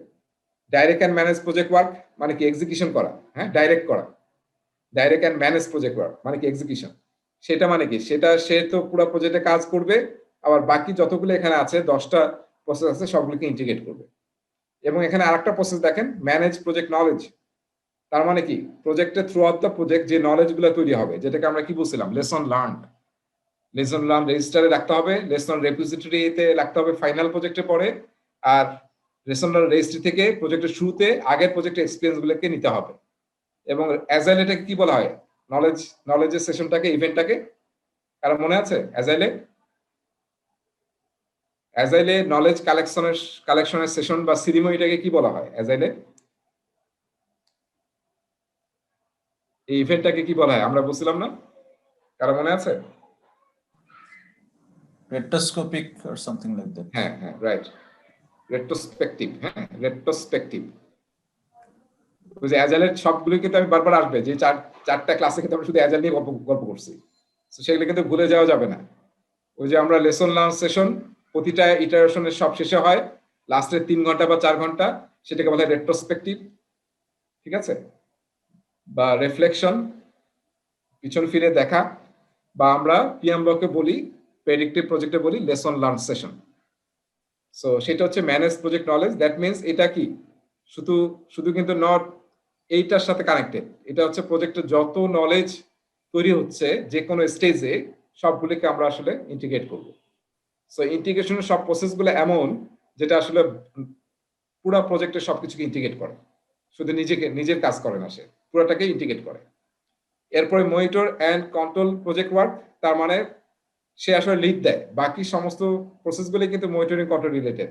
কস্ট কিভাবে কন্ট্রোল করবেন, শিডিউল কিভাবে কন্ট্রোল করবেন, স্কোপ কিভাবে কন্ট্রোল করবেন, স্টেক হোল্ডারে কিভাবে এনগেজ করবেন, তো সবকিছুই সে মনিটর অ্যান্ড কন্ট্রোল করবে, শুধু নিজেরটা না, শুধু এটা না, বাকি সবগুলো কি সে ইন্টিগ্রেট করবে, বাকি সমস্ত নলেজ এরিয়ার সমস্ত এই ভার্টিক্যালে যত প্রসেস আছে 12 প্রসেসেস সবগুলোকে সে ইন্টিগ্রেট করবে। আর পারফর্ম ইন্টিগ্রেটেড চেঞ্জ কন্ট্রোল, এখানে তো শব্দটার প্রসেসের নামের সাথে কিন্তু ইন্টিগ্রেটেড শব্দটা আছে, তার মানে প্রজেক্টের যে কোনো স্টেজে চেঞ্জ আসুক না কেন এই প্রসেসটা থ্রুতে you have to control the change. হ্যাঁ, এবং এই চেঞ্জটা মনে রাখতে হবে, এই চেঞ্জটা কিন্তু দুইভাবে হয়। দুইভাবে মিনস আমি বলতেছি প্রেডিক্টিভে কি থাকে, প্রেডিক্টিভে শুরুতেই আমরা একটা চেঞ্জ কন্ট্রোল বোর্ড তৈরি করি। চেঞ্জ কন্ট্রোল বোর্ড মানে যারা আসলে চেঞ্জটাকে অ্যাপ্রুভ করার জন্য ক্ষমতা রাখে আর কি, সেটাকে বলা হয় চেঞ্জ কন্ট্রোল বোর্ড। আমি প্রেডিক্টিভের কথা বলতেছি। এবং আমরা যখন সমস্ত স্কোপ, শিডিউল, বাজেট আমরা ফিক্স করার পরে আমি একটা টার্ম ইউজ করি, সেটাকে বলা হচ্ছে বেস লাইন। আমরা বেস লাইন করি, হ্যাঁ, স্কোপ বেস লাইন করি, শিডিউল বেস লাইন করি এবং কস্ট বেস লাইন করি। তার মানে এই তিনটা হচ্ছে আমাদের বেস লাইন, ওর উপর বেস করে আমরা প্রজেক্টকে এক্সিকিউট করি। এই যে প্ল্যানিং যখন স্টেজ শেষ হয়ে যায় তখন আসলে বেস লাইন তৈরি হয় প্রেডিক্টিভ প্রজেক্টে। যারা আগে ক্লাস করছেন আমরা জানি। সো এই প্ল্যানিং প্রসেসের পরে বেসলাইনটা কাকে বলা একবার বলবেন? হ্যাঁ, বেসলাইনটা মানে হচ্ছে আমরা যখন এই প্ল্যানিং এর 24টা প্রসেস শেষ করে ফেলবো, শেষ করার পরে আমরা আসলে কি তৈরি করব, মেইনলি তৈরি করব হচ্ছে প্রজেক্ট ম্যানেজমেন্ট প্ল্যান। সেই প্রজেক্ট ম্যানেজমেন্ট প্ল্যানে থাকে 3টা বিষয়, খুবই গুরুত্বপূর্ণ বিষয় থাকে। সেটা হচ্ছে এই প্রজেক্টের স্কোপটা ফাইনালাইজ করা থাকে, স্কোপ, হ্যাঁ, স্কোপ বেসলাইন। তার মানে এইটাই হচ্ছে আমার স্কোপের বাউন্ডারি, এর বাইরে আমি কিছু দেবো না। সে 5তলা বিল্ডিং বানাবো, এই বিল্ডিং এর মধ্যে কি কি হবে সেটা ফুল আমার ডেসক্রিপশন স্কোপের মধ্যে আছে, সেটাকে বলা হয় বেসলাইন। মানে এর বাইরে আমি যাব না, এটা আমার বেসলাইন, এটা রেফারেন্স ধরে আমি প্রজেক্টটাকে এক্সিকিউট করব, সেটাকে বলা হয় স্কোপ বেসলাইন। আবার এই স্কোপটা ডেলিভারি দেওয়ার জন্য কত সময় লাগবে সেটাকে বলা হচ্ছে টাইম অথবা শিডিউল। সেই আমরা শিডিউল বেসলাইনটা তৈরি করি, যে আমার এই প্রজেক্টটা ডেলিভারি দিতে যদি এটা 5তলা বিল্ডিং হয় তাহলে সে আমার 10 মাস সময় লাগবে, এবং কোন মাসে কি পরিমাণ হবে সেটা আমি প্ল্যান করে ফেললাম, সেটাকে বলা হচ্ছে শিডিউল বেসলাইন। তার মানে সেই বেসলাইনের উপর ডিপেন্ড করে প্রতি মাসে আই উইল অ্যাচিভ সামথিং, যেটা আসলে আমার ফাইনালি 10 মাস পর এই বাইটের ডেলিভারি হবে, সেটাকে বলা হচ্ছে শিডিউল বেসলাইন। ওর বাইরে যাওয়া যাবে না, মানে আমার রেফারেন্স পয়েন্ট। এবং বাজেট, আমরা বাজেটের একটা বেসলাইন তৈরি করি, যে আমারটা তৈরি করতে 5তলা বিল্ডিং তৈরি করতে আমার 3 কোটি টাকা লাগবে। এর মধ্যে ম্যাটেরিয়াল খরচ এত, রিসোর্স খরচ এত, ঠিক আছে, ফিজিক্যাল খরচ এত, ইকুইপমেন্টের খরচ এত, এরকম আমরা বিভিন্ন ভাগ করি। তো সেটাকে বলা হচ্ছে বাজেট বেসলাইন। এই 3টাকে পিএমবকে একসাথে বলা হয় পারফরমেন্স মেজারমেন্ট বেসলাইন কিংবা প্রজেক্টের বেসলাইন। এটার উপর বেস করে আমরা প্রজেক্টের এক্সিকিউশনে গিয়ে এটার উপর বেস করে আমরা ডেলিভারি দিই এবং কম্পেয়ার করে দেখি যে আমার স্কোপ মিট হচ্ছে কিনা, আমার টাইমের মধ্যে আমি করতে পারছি কিনা এবং আমার বাজেটের মধ্যে আমি ডেলিভারি দিতে পারছি কিনা, সেটাকে আমরা এনশিওর করি। এই পুরো জিনিসটাকে বলা হচ্ছে বেজ লাইন। ঠিক আছে, মানে যেটা আমার অ্যাপ্রুভড বাজেট, অ্যাপ্রুভড স্কোপ এবং অ্যাপ্রুভড শিডিউল, সেটাকে বলা হচ্ছে বেজ লাইন। এবং এই বেজ লাইন যদি প্রজেক্ট এক্সিকিউশনে গিয়ে চেঞ্জ হয়, সে 5 তলা বিল্ডিং, এখন আমার ওনার চাইলে যে আমি আরো 1 তলা বানাবো, তাহলে কি হলো, স্কোপ বেড়ে গেল না? স্কোপ বেড়ে গেলে তখন কি হবে, বেজ লাইনটা চেঞ্জ করতে হবে, আপডেট করতে হবে উইথ অ্যাপ্রুভাল, এবং তার সাথে সাথে টাইম বেড়ে যাবে, তার সাথে সাথে বাজেট বেড়ে যাবে, এবং এর সাথে যদি অ্যাসোসিয়েটেড কোনো রিস্ক থাকে বা রিসোর্স থাকে, রিসোর্স বাড়তে পারে, তাহলে সবগুলিকে আপডেট করতে হবে। সেটাকে বলা হচ্ছে আপডেট বেজ লাইন। হ্যাঁ, সো এই বিষয়টা, এই যে বেজ লাইন তৈরি হয়ে গেল প্ল্যানিং এর পরে, সেই বেজ লাইনটা যদি কোনো কারণে এক্সিকিউশনে গিয়ে আপডেট হয়, সেই চেঞ্জটা প্রেডিক্টিভ প্রজেক্ট ম্যানেজমেন্টে করতে হবে পারফর্ম ইন্টিগ্রেটেড চেঞ্জ কন্ট্রোলের থ্রুতে। তার মানে এখানে একটা চেঞ্জ কন্ট্রোল বোর্ড থাকবে, যখনই কোনো চেঞ্জ আসবে তাদের কাছে অ্যাপ্রুভালের জন্য যাবে, তারা যদি অ্যাপ্রুভ করে এবং বাজেট, রিসোর্স, টাইম অ্যালোকেট করে, then you will again execute this change. So সেটাই হচ্ছে বেজ লাইন এবং আপডেট বেজ লাইনের মধ্যে সম্পর্ক, এবং তখন আসলে ইন্টিগ্রেটেড চেঞ্জ কন্ট্রোলটা ইউজ হবে। আচ্ছা, আর লাস্ট হচ্ছে ক্লোজ প্রজেক্ট অর ফেজ। তার মানে এটাও কিন্তু ইন্টিগ্রেশনের প্রসেস। তার মানে শুধু এই ইন্টিগ্রেশন ক্লোজ করা না, ইট ইজ রেজা ভাই, একটা প্রশ্ন ছিল। প্রজেক্ট। জি বলেন। আচ্ছা, যেটা হচ্ছে যে এই চেঞ্জ কন্ট্রোল বোর্ড, মানে is it applicable for the predictive as well both, নাকি শুধু প্রেডিক্টিভের জন্য? সব জায়গায়, কিন্তু ওখানে মনে রাখতে হবে, ওখানে কিন্তু প্রোডাক্ট ওনার মেইন আসলে কনসার্ন। অ্যাজাইলে কি হয়, প্রোডাক্ট ওনার হচ্ছে কি, সে আসলে ডিসাইড করতে পারে যে আসলে স্কোপটা সে নিবে কিনা, এবং সেটা সে প্রোডাক্ট ব্যাকলগের রিপ্রায়োরিটাইজ করার দায়িত্ব কার, প্রোডাক্ট ওনারের। তো এখানেও চেঞ্জ কন্ট্রোল বোর্ড থাকতে পারে, নট নেসেসারি যেটা থাকবে না, চেঞ্জ কন্ট্রোল বোর্ড থাকতে পারে, এবং প্রোডাক্ট ওনার আসলে চেঞ্জ কন্ট্রোল বোর্ডের সাথে কমিউনিকেট করে যদি অ্যাপ্রুভাল নিতে পারে, তাহলে আসলে চেঞ্জটা ইমপ্লিমেন্ট হবে। তো এরকম না যে প্রেডিক্টিভ প্রজেক্টে শুধু চেঞ্জ কন্ট্রোল বোর্ড থাকতে পারে, কিন্তু ট্রেডিশনাল আমি বলতেছি, ট্রেডিশনাল বা প্রেডিক্টিভ প্রজেক্ট ম্যানেজমেন্ট আমরা যেভাবে পড়ছি, সেখানে আসলে চেঞ্জ কন্ট্রোল বোর্ড সেখানে ইউজ হয়। আর অ্যাজাইলে মেইনলি প্রোডাক্ট ওনারই আসলে সমস্ত চেঞ্জের জন্য রেসপন্সিবল, এবং সে আসলে কি করবে, স্পন্সর কিংবা প্রজেক্ট বোর্ড, একটা শব্দ কিন্তু এবার পিএমবক ইউজ করা হয়েছে, একটা যেটাকে আমরা স্টিয়ারিং কমিটি বলি না, প্রজেক্ট স্টিয়ারিং কমিটি, কিংবা আমরা প্রজেক্ট স্পন্সর বলতাম, পিএমবকে প্রজেক্ট স্পন্সর বলা হতো, বা প্রজেক্ট স্টিয়ারিং কমিটি। এখন কিন্তু এর সাথে সাথে আরেকটা শব্দ আসছে, প্রজেক্ট বোর্ড। প্রজেক্ট বোর্ড, যার মানে যারা একদম টপ, যেখানে আসলে স্পন্সর থাকেন। প্রজেক্ট বোর্ড মানে ধরতে হবে যারা স্টিয়ারিং কমিটি কিংবা প্রজেক্ট স্পন্সর, তারাই আসলে প্রজেক্ট বোর্ডে থাকেন। এবার পিএমবক এই টার্মটাকে ইউজ করছে, পিএমবকে না তো, নতুন ম্যানুয়ালে আর কি। এই প্রজেক্ট বোর্ড টার্মটা কিন্তু নেওয়া হয়েছে আসলে আরেকটা স্ট্যান্ডার্ড থাকে, প্রিন্স2 তে স্ট্যান্ডার্ডটা এটা আছে আর কি। সবার টপে থাকে প্রজেক্ট বোর্ড বা প্রজেক্ট স্পন্সর। ওরা স্পন্সর শব্দটা ইউজ করে না, ওরা ইউজ করছে প্রজেক্ট বোর্ড। সেই টার্মটাকে আসলে এবার পিএমআই, স্টিয়ারিং কমিটি, তারপর প্রজেক্ট স্পন্সর, প্রজেক্ট বোর্ড, তিনটা আসলে ইকুইভ্যালেন্ট টার্ম। সো অ্যাজাইলে প্রোডাক্ট অনার প্রজেক্ট বোর্ডের সাথে কমিউনিকেট করে he will decide, or he or she will decide. এখানেও চেঞ্জ কন্ট্রোল বোর্ড থাকতে পারে, কোনো সমস্যা নাই, কিন্তু product owner will get the authority to reprioritize the product backlog. আচ্ছা, এখানে আরেকটা টার্ম এখানে নতুন আসছে, সেটার নাম হচ্ছে সিনিয়র ইউজার। সিনিয়র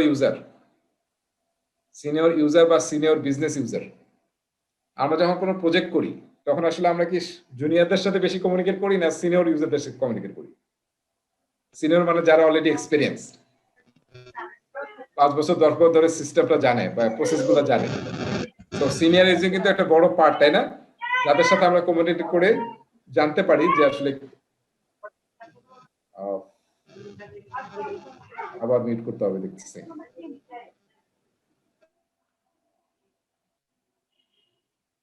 ওকে, সো সিনিয়র ইউজাররা আসলে কোন একটা প্রসেস নিয়ে সবচেয়ে ভালো জানে, তাই না? তাদেরকে আসলে ইনভলভ করতে হবে পজিটিভ স্টেজে। তো এটা নিয়ে আমরা পরে কথা বলবো। স্টেক হোল্ডারদের মধ্যে একটা নতুন স্টেক হোল্ডার পিএমআই এবার বলছে, সেটা হচ্ছে সিনিয়র ইউজার।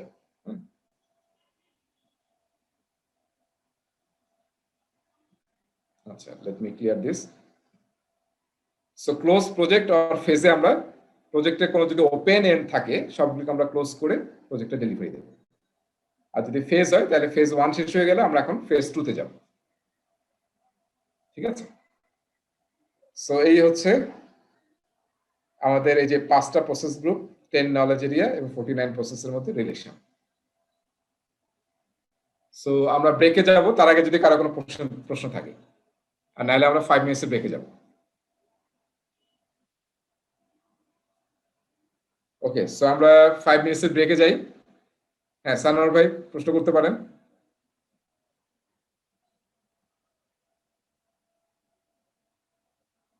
আচ্ছা, যাই হোক, ব্রেকের পরে এসে আমরা মনে হয় প্রশ্ন করি।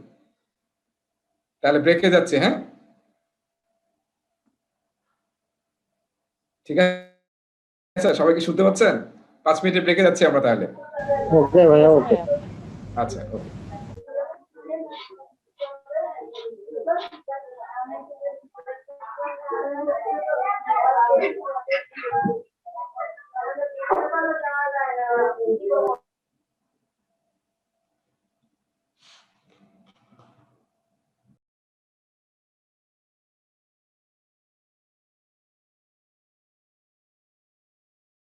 আসছি, সবাই চলে আসছি। জি ভাই। ওকে, সো আমরা শুরু করছি আবার। ওকে, আমরা এখানে কি দেখতে পাচ্ছি ছবিতে? টেইলরিং রাইট, সো আমরা টেইলরিং দেখতে পাচ্ছি। হ্যাঁ, টেইলরিং টার্মটা একটু নয়েজ আসতেছে কারো কাছ থেকে। হ্যাঁ, ওকে, আচ্ছা, ঠিক আছে। সো টেইলরিংটা খুবই গুরুত্বপূর্ণ। হ্যাঁ, আমরা অনেক জায়গায় টেইলরিং শব্দটা পাবেন, পিএমবক পড়বেন যখন বা স্টাডি ম্যানুয়াল পড়বেন। সো টেইলরিং মানে হচ্ছে যে আমরা যে বলতেছি সব প্রজেক্ট তো মানে কি, মানে ডিফারেন্ট টাইপ, সব প্রজেক্ট ইউনিক। প্রজেক্টের একটা ক্যারেক্টারিস্টিক হচ্ছে ইউনিক, প্রজেক্ট হচ্ছে ইউনিক। তো প্রজেক্টের রিকোয়ারমেন্ট অনুযায়ী কিন্তু আসলে আমাকে দরকার অনুযায়ী টেইলর করতে হবে। যেমন একটু আগে আমরা বললাম যে 49 প্রসেস ফলো করতে হবে, কিন্তু এটা না যে সব প্রজেক্টই 49 প্রসেস লাগবে। কোনো প্রজেক্টে হয়তো 49 প্রসেস ফুলটা সব নাও লাগতে পারে, হয়তো 44 প্রসেস দিয়ে হয়ে যাচ্ছে, কিংবা কোনো কোনো প্রসেস এরকম হতে পারে মাত্র একবারই লাগবে, আবার কিছু প্রসেস লাগবে অনেকবার। সো আপনার দরকার অনুযায়ী আপনাকে টেইলর করতে হবে। সো এটা এরকম না যে প্রেসক্রিপটিভ না, কিন্তু হ্যাঁ, পিএমবক বা পিএমআই কিন্তু প্রেসক্রিপটিভ না। প্রেসক্রিপটিভ মানে কি? প্রেসক্রিপশন মানে বুঝছি না, ডাক্তার যে প্রেসক্রিপশন লিখে দেয়, আমরা বোধহয় এখন সবাই এক্সপার্ট হয়ে গেছি না ডাক্তারের প্রেসক্রিপশন দেখে। এই যে যদি ডাক্তার এরকম লিখে দেয় 1+0+1, তাহলে কি? তাহলে আমরা কি বুঝি? 2 বেলা, সকালে একটা রাতে একটা। সকালে একটা রাতে একটা খেতে হবে। আর যদি এরকম দিত জাস্ট 1+0+0, তাহলে কি হতো? তাহলে আমরা শুধু সকালে একটা খাবো না। আবার অনেক ওষুধ আছে 1+1+1+1 দিয়ে দেয়। তার মানে কি এটা?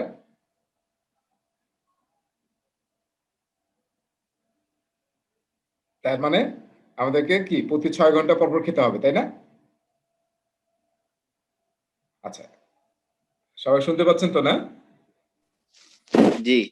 আচ্ছা, সো তার মানে দ্যাট ইজ স্যার একটু প্রেসক্রিপটিভ। মিস করে ফেলছি স্যার, একটু কি আরেকবার বলবেন? হ্যাঁ, মানে আমি বলতেছিলাম যে টেইলরিংটার কথা বলতেছিলাম আর কি, যে আমার প্রজেক্টের দরকার অনুযায়ী আমরা টেইলর করে নেব, যে সব প্রসেস লাগতে পারে নাও লাগতে পারে, যে কয়টা প্রসেস লাগবে সেই কয়টা প্রসেস আমার প্রজেক্টের জন্য ইউজ করব। আবার সব প্রসেসের এরকম না যে একদম ডিটেইল, হ্যাঁ, লেভেল অফ ডিটেইল সব প্রজেক্টে সব রকম লাগবে। কোনো প্রজেক্টে হয়তো খুবই কম ডিটেইল লাগবে, আবার অনেক প্রজেক্টে হয়তো অনেক বেশি লাগবে। সো লেভেল অফ ডিটেইলটা অনেক বেশি হতে হবে, হ্যাঁ, ডিগ্রি অফ ডিটেইল। সো টেইলরিংটা আমরা প্রজেক্টের দরকার অনুযায়ী করব, এটাতে কোনো বাধ্যকতা নাই। মানে পিএমআই কোনো প্রেসক্রিপটিভ দেয় নাই, প্রেসক্রিপশনের মতো, ডাক্তারের প্রেসক্রিপশনের মতো যে আমাদের ওইটা ফলো করতে হবে, সকালে একটা ওষুধ খাবো, দুপুরে একটা ওষুধ খাবো, রাতে একটা ওষুধ খাবো না। এটা আমার দরকার অনুযায়ী, প্রজেক্টের এনভায়রনমেন্ট অনুযায়ী, টিমের কম্পিটেন্সি অনুযায়ী এবং প্রজেক্টের কমপ্লেক্সিটি, লার্জ স্মল, এই সমস্ত বিষয়গুলোকে আলোচনা করে আমরা আসলে কি কি প্রসেস ফলো করব সেটাকে ডিসাইড করব, কত লেভেল অফ ডিটেইল করব সেটা সিলেক্ট করতে হবে, এবং অনেক টুলস টেকনিক আমরা পড়বো, হ্যাঁ, অনেক টুলস টেকনিক পড়বো প্রসেসকে সাকসেসফুল করার জন্য। সে সব টুলস টেকনিক যে সব প্রজেক্টে লাগবে দ্যাট ইজ নট নেসেসারি। আপনি as per requirement you can tailor, always you can tailor tools, technique, even processes and level of degree of detail of that process. ঠিক আছে, তো এটাকে বলা হচ্ছে টেইলরিং, এটা একটু মাথায় রাখতে হবে। আচ্ছা, এরপরে নেক্সট টপিকে যাচ্ছি আমি। নেক্সট টপিকটা হচ্ছে এরকম যে এই যে এটা আমার একটু এই জিনিসটা একটু জানা দরকার। পিএম বকের সব জায়গায় এবং স্টাডি ম্যানুয়ালের সব জায়গাতে এই তিনটা জিনিস পাবেন। তিনটা জিনিস মিন্স এই যে এটা ওয়ার্ক পারফরম্যান্স ডেটা, তারপর হচ্ছে ওয়ার্ক পারফরম্যান্স ইনফরমেশন এবং ওয়ার্ক পারফরম্যান্স রিপোর্ট। এই তিনটা জিনিস কি আসলে এবং রিলেশন গুলা কি?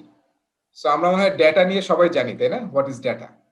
হ্যাঁ, সো ডেটা হচ্ছে ডিসক্রিট ইনফরমেশন, ডিসক্রিট।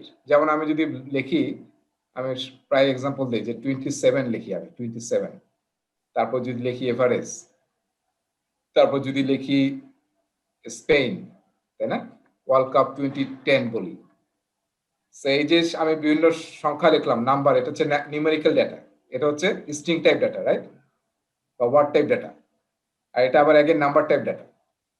সো আমরা যদি এইভাবে বলি উইদাউট এনি কনটেক্সট, দেন এটা হচ্ছে ডেটা, রাইট?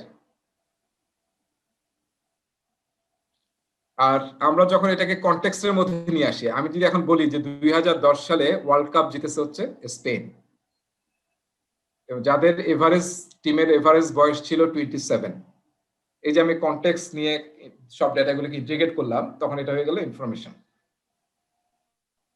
ঠিক আছে, এরপরে হচ্ছে নলেজ। হ্যাঁ, নলেজ মানে কি হচ্ছে যে ইনফরমেশনটাকে যদি আরো ফর্মালাইজ আমরা করি এবং এর সাথে এক্সপেরিয়েন্স যদি যুক্ত হয়, দেন ওইটাকে আমরা বলি নলেজ। এরকম আমরা যদি এখন এই ডেটাটার উপর বেস করে, ইনফরমেশনটার উপর বেস করে বলি যে ওয়ার্ল্ড কাপে এখন পর্যন্ত যারাই ওয়ার্ল্ড কাপ বিশ্বকাপ জিতছে তাদের টিমের এভারেজ বয়স থাকে হচ্ছে 26 থেকে 28 এর মধ্যে। হ্যাঁ, এখন পর্যন্ত যতগুলো ওয়ার্ল্ড কাপ পাওয়া গেছে, এই ইনফরমেশন উপর অ্যানালাইসিস করে দেখা গেছে যে সমস্ত টিম চ্যাম্পিয়ন হয়েছে এখন পর্যন্ত, সব টিমেরই বয়স ছিল 26 থেকে 28 এভারেজ বয়স। হ্যাঁ, এইটাকে বলতেছে আমরা knowledge. Based on different information data we are getting some knowledge. So সেই নলেজটা কিন্তু আমাদেরকে ড্রাইভ করবে যে নেক্সট যে আমি ওয়ার্ল্ড কাপের টিমটা তৈরি করব, ব্রাজিলের টিম হোক, আর্জেন্টিনার টিম হোক, আমার তো তখন ডিভাইড হয়ে যায় না, পুরো বাংলাদেশ কি ডিভাইড হয়ে যায় নাকি? আর্জেন্টিনা ব্রাজিল, এখানে মোটামুটি মারামারি, মোটামুটি পুরো মনে হচ্ছে জাতি বিভক্ত, একটা আর্জেন্টিনা একটা ব্রাজিল। সো এই যে জাতি বিভক্তি হচ্ছে, যাই হোক, এখন আর্জেন্টিনা টিম হোক আর ব্রাজিলের টিম হোক, সবাই কি করতে হবে? তাদের টার্গেট থাকতে হবে যে আমার টিমের এভারেজ বয়স যাতে এরকম হয়, তাইলে আসলে আমি অপটিমাম রেজাল্টটা পাওয়ার চান্স আছে আমার। গতবার আমরা যারা আর্জেন্টিনা টিমের সাপোর্টার ছিলাম তারা কিন্তু খুবই আশা করছিলাম যে মেসি আছে আর ওই আছে, আমরা বোধহয় অনেক দূর আগাবো, কিন্তু এখন আমরা বেশি দূর আগাতে পারি নাই। কারণ কি? কারণ কি জানেন? কারণ কি?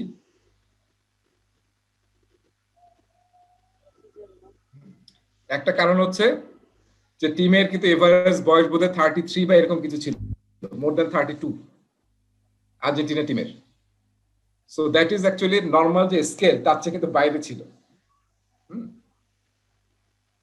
সো এটা হচ্ছে আমাদের নলেজ। ঠিক আছে, সো আমি এটাকে রিলেট করতেছি ইয়ার সাথে, মানে আমরা যে থ্রু আউট দ্য প্রজেক্ট বিভিন্ন ডেটা পাবো যে আজকে কতজন লোক লেবার কাজ করছে, আজকে কত বস্তা সিমেন্ট খরচ হয়েছে। সো এটাকে বলা হচ্ছে ওয়ার্ক পারফরম্যান্স ডেটা, হ্যাঁ, রিলেটেড টু ডেটা। আর ওটার উপর বেস করে আমরা যদি বলি যে উইকলি যদি বের করি যে আমাদের উইকলি সে 1000 বস্তা আমাদের খরচ হয়েছে এবং যেটার কস্ট এত এবং লেবার আমাদের এতজন লাগছে। সো তখন এটুকু ফর্মুলাইজ করলো, এটা হচ্ছে ওয়ার্ক পারফরম্যান্স ইনফরমেশন। ঠিক আছে, আর নলেজ কি? নলেজ হচ্ছে আরো ফরওয়ার্ডাইজ, আরো উপরে, যেটাকে আমরা রিপোর্ট বলি। হ্যাঁ, যেটা ম্যানেজমেন্ট দেখে যে আমাদের প্রোগ্রেস কত হয়েছে। তুমি এত ডেটা বললা যে এত লেবার খরচ হয়েছে, এত সিমেন্টের বস্তা গেছে, এত টাকা খরচ হয়েছে। Management is not just focusing on that data, or that information, তারা আসলে জানতে চায় যে আমাদের প্রোগ্রেসটা কি হচ্ছে। তার মানে কি যত উপরের দিকে যাচ্ছি তত আসলে আমরা কি যে বলে না আইসাইড ভিউ না, বার্ডস আই ভিউ। সো সেটা হচ্ছে রিপোর্ট। আমরা কিন্তু ডেটা নিয়ে ম্যানেজমেন্টের কাছে যাই না, আমরা অলওয়েজ রিপোর্ট নিয়ে ম্যানেজমেন্টের কাছে যাই, মানে টোটাল সামারি কি হচ্ছে সেটা কিন্তু আমরা বলি। So through out the project এই তিনটা জিনিস আমরা ইউজ করি। একটা হচ্ছে ওয়ার্ক পারফরমেন্স ডাটা, পিএমবক এটাকে বলছে ওয়ার্ক পারফরমেন্স ডাটা, মানে আমি যে কাজ করতেছি প্রজেক্টে সেই ডাটাটা পারফরমেন্সটা কি, তার ডাটাটা কি, সেটাকে আমরা ফর্মালাইজ করে বানাচ্ছি ইনফরমেশন, এবং সেটাকে আরো ফর্মালাইজ করে বানাচ্ছি রিপোর্ট। সো এই তিনটা জিনিস আমরা পিএমবকে এবং স্টাডি ম্যানুয়ালে সব জায়গায় দেখব। সো কনসেপ্টটা ক্লিয়ার হলে আমরা এটা কাজে লাগবে আমাদের। আচ্ছা, এবার আসি আমাদের এই চ্যাপ্টারের মানে পিএমবকের লাস্ট চ্যাপ্টারের মানে গুরুত্বপূর্ণ অংশে, এবং এটা প্রায় শেষের দিকে আছি আমরা। সেটা হচ্ছে যে আমরা ওই যে আরিফিন ভাই প্রশ্ন করতেছিল যে আমরা আসলে প্রজেক্টের বিজনেস কেস তখন কখন তৈরি করি, বা নিডস অ্যাসেসমেন্ট, ফিজিবিলিটি স্টাডি, বিভিন্ন নামে আছে আসলে, সেটা আসলে আমরা কখন করি। সো সেটাকে বলা হয় পিএমবকে বলা হয় বিজনেস কেস। প্রজেক্ট রিলেটেড প্রায় সব জায়গায় এটাকে বিজনেস কেস বলা হয়। সো বিজনেস কেসে আসলে কি থাকে, প্রজেক্ট বিজনেস কেসে আসলে মেইনলি থাকে জাস্টিফিকেশন অফ দ্য প্রজেক্ট, এবং এখানে মেইন পার্ট থাকে হচ্ছে ইকোনমিক অ্যাপ্রেজাল, এবং ওই যে ভ্যালু ক্রিয়েশন বলছিলাম না আমরা, বিজনেস ভ্যালু ক্রিয়েশন, এই বিজনেস কেসের মধ্যে থাকবে আসলে যে এই প্রজেক্টটা করলে কি বিজনেস ভ্যালু অর্গানাইজেশন ক্রিয়েট করতে পারবে। এই বিজনেস ভ্যালু নিয়ে আমরা পড়ছিলাম, তাই না, ট্যানজিবল এবং ইনট্যানজিবল। এবং এইবার স্টাডি ম্যানুয়ালে খুবই চমৎকার ভাবে এই বিজনেস ভ্যালুকে 4টা কম্পোনেন্টে ভাগ করছে। আজকে যাইলে আমরা শুরু করতে পারবো কিনা ওইটা পারবো না মনে হয়, তাইলে ওটা দেখাবো আর কি, যে ওখানে 4টা কম্পোনেন্টে ভাগ করা হয়েছে। এই যে এমপ্লয়ীদের যে নলেজ, এমপ্লয়ি নলেজ, এটা কখনো মাথায় ওইভাবে আসে না আমাদের। এমপ্লয়ি নলেজ এটা কি কোনো ভ্যালু নাকি ভ্যালু না? আপনার এমপ্লয়ীদের নলেজ বিজনেস ভ্যালু এটা? Hello sir. মনে হয় ভ্যালু, বিরাট ভ্যালু, তাই না? সো স্যার এই যে অর্গানাইজেশনের বিজনেস ভ্যালুর একটা বড় কম্পোনেন্ট হচ্ছে এমপ্লয়ীদের নলেজ। আপনি যদি আপনার এমপ্লয়ীদের নলেজ বাড়ান, সেরকম তো আমার প্রজেক্ট নেই, তাই না, কম্পিটেন্সি ডেভেলপমেন্টের, স্কিল ডেভেলপমেন্টের। তো সেই প্রজেক্টগুলো কিন্তু মহা গুরুত্বপূর্ণ, সেটা কিন্তু একটা বিরাট ভ্যালু ক্রিয়েট করতেছে। হ্যাঁ, আপনার টার্মটা একটু ভুলে গেছি, গুগলে যারা কাজ করে তাদেরকে বলা হয় স্মার্ট কি যেন, কারণ মনে আছে নাকি? একটা বই আছে হাউ গুগল ওয়ার্কস, লিখছে, মানে আমাদের সিইও লিখছে বইটা, কেউ পড়ছেন কিনা, হাউ গুগল ওয়ার্কস। সেখানে ওদের এরপরে দিকে ওরা শব্দটা ইউজ করছে স্মার্ট কি যেন, টার্মটা একটু মনে নেই আমার। তো আপনার এমপ্লয়ি যদি স্মার্ট না হয় তাহলে কিন্তু আপনি আসলে ভালো বিজনেস করতে পারবেন না। হ্যাঁ, এবং ইয়ার যে ছিল জেনারেল মোটরসের যে সিইও ছিলেন, ওনার একটা অ্যাডভাইস হচ্ছে যে যারা এমপ্লয়ি, যিনি কাজ করে তার চেয়ে স্মার্টার হইতে হবে তার এমপ্লয়িরা, এবং এই এমপ্লয়ি যাতে তার বসকে সবসময় আরো স্মার্টার করে, এমন এমপ্লয়ি নিতে হবে যে আপনাকে আসলে আরো স্মার্টার করে প্রতিদিন, তাইলে আসলে আপনার বিজনেস আসলে সাকসেসফুল হবে। আর আপনার চেয়ে স্মার্ট আর কেউ নাই বিজনেসে, আর আপনি সবাইকে নিয়ে কাজ করতেছেন, খুব দূরে কিন্তু আগানো যাবে না। So you need smarter people around you. So knowledge, employee knowledge is one of the value, business value for the organization. So যাই হোক, ওটা নিয়ে আমরা দেখবো, যে ওটা যদি আমরা যেতে পারি আজকে দেখবো, নাহলে নেক্সট ক্লাসে দেখবো। সো বিজনেস কেসের মধ্যে মেইনলি থাকে what is the justification of the project, এবং কি বিজনেস ভ্যালু ক্রিয়েট করার জন্য আমরা প্রজেক্টটা করতেছি, এবং ইকোনমিক ভায়াবিলিটি থাকে। ঠিক আছে? আচ্ছা, এরপরে আরেকটা ডকুমেন্ট পিএমবকে বলছে, যেটা আমরা অন্য জায়গায় তো আলোচনা করব, যখন টপিক কি মনে আছে, টপিক বোধহয় দিছিলাম না, 5B টপিকে পাবেন। হ্যাঁ, 5B টপিকে। 5B মানে কি, বিজনেস এনভায়রনমেন্ট, টপিক নম্বর B, সেখানে এই যে বেনিফিটস ম্যানেজমেন্ট প্ল্যান নিয়ে ডিটেইল পাবেন, আমি পড়াবো আপনাদের। So project benefits management plan, this is very important. আমরা অনেক জায়গাতে বিজনেস কেস ইউজ করি, বিজনেস কেস ইউজ করি। দেখেন পিএমআই এর কিন্তু অনেকগুলো বই আছে। গতকাল একটা বই দেখাছিলাম, এটা কি দেখা যায় বইটা? এই যে দেখানো মুশকিল হয়ে যায় না, এই যখন ভার্চুয়াল থাকে। ওয়েট জাস্ট ওয়েট,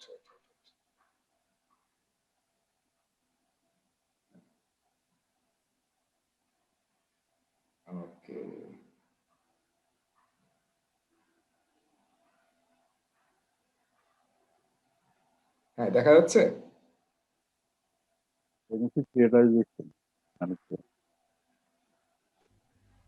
এখন কি দেখা যাচ্ছে আমারটা? জি দেখা যায়। হ্যাঁ, বেনিফিটস রিয়ালাইজেশন ম্যানেজমেন্ট, হ্যাঁ রাইট? হ্যাঁ দেখা যাচ্ছে হ্যাঁ, হ্যাঁ। Benefit realisation management. হ্যাঁ, হ্যাঁ, this is another standard book from PMI. PMI তে কিন্তু অনেক বই আছে।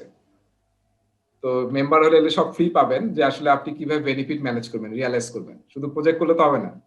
প্রজেক্ট থেকে যে বেনিফিট বা ভ্যালু ক্রিয়েট করতেছেন, how do you realize that, এবং throughout the benefit create হওয়ার পর থেকে রিয়ালাইজ পর্যন্ত, হ্যাঁ, সেটা আপনি কিভাবে ম্যানেজ করবেন সেটা নিয়ে কিন্তু এটা প্রায় 100 পেজেস ডকুমেন্ট একটা বই। সো মানে এটা আসলে talked about benefit management. Alright, ভাইয়া পিডিএফটা দিয়ে দিন থাকলে। এগুলো পিডিএফ তো আসলে দেওয়া নিষেধ ওগুলা। Okay, alright, so let me go দেয়ার।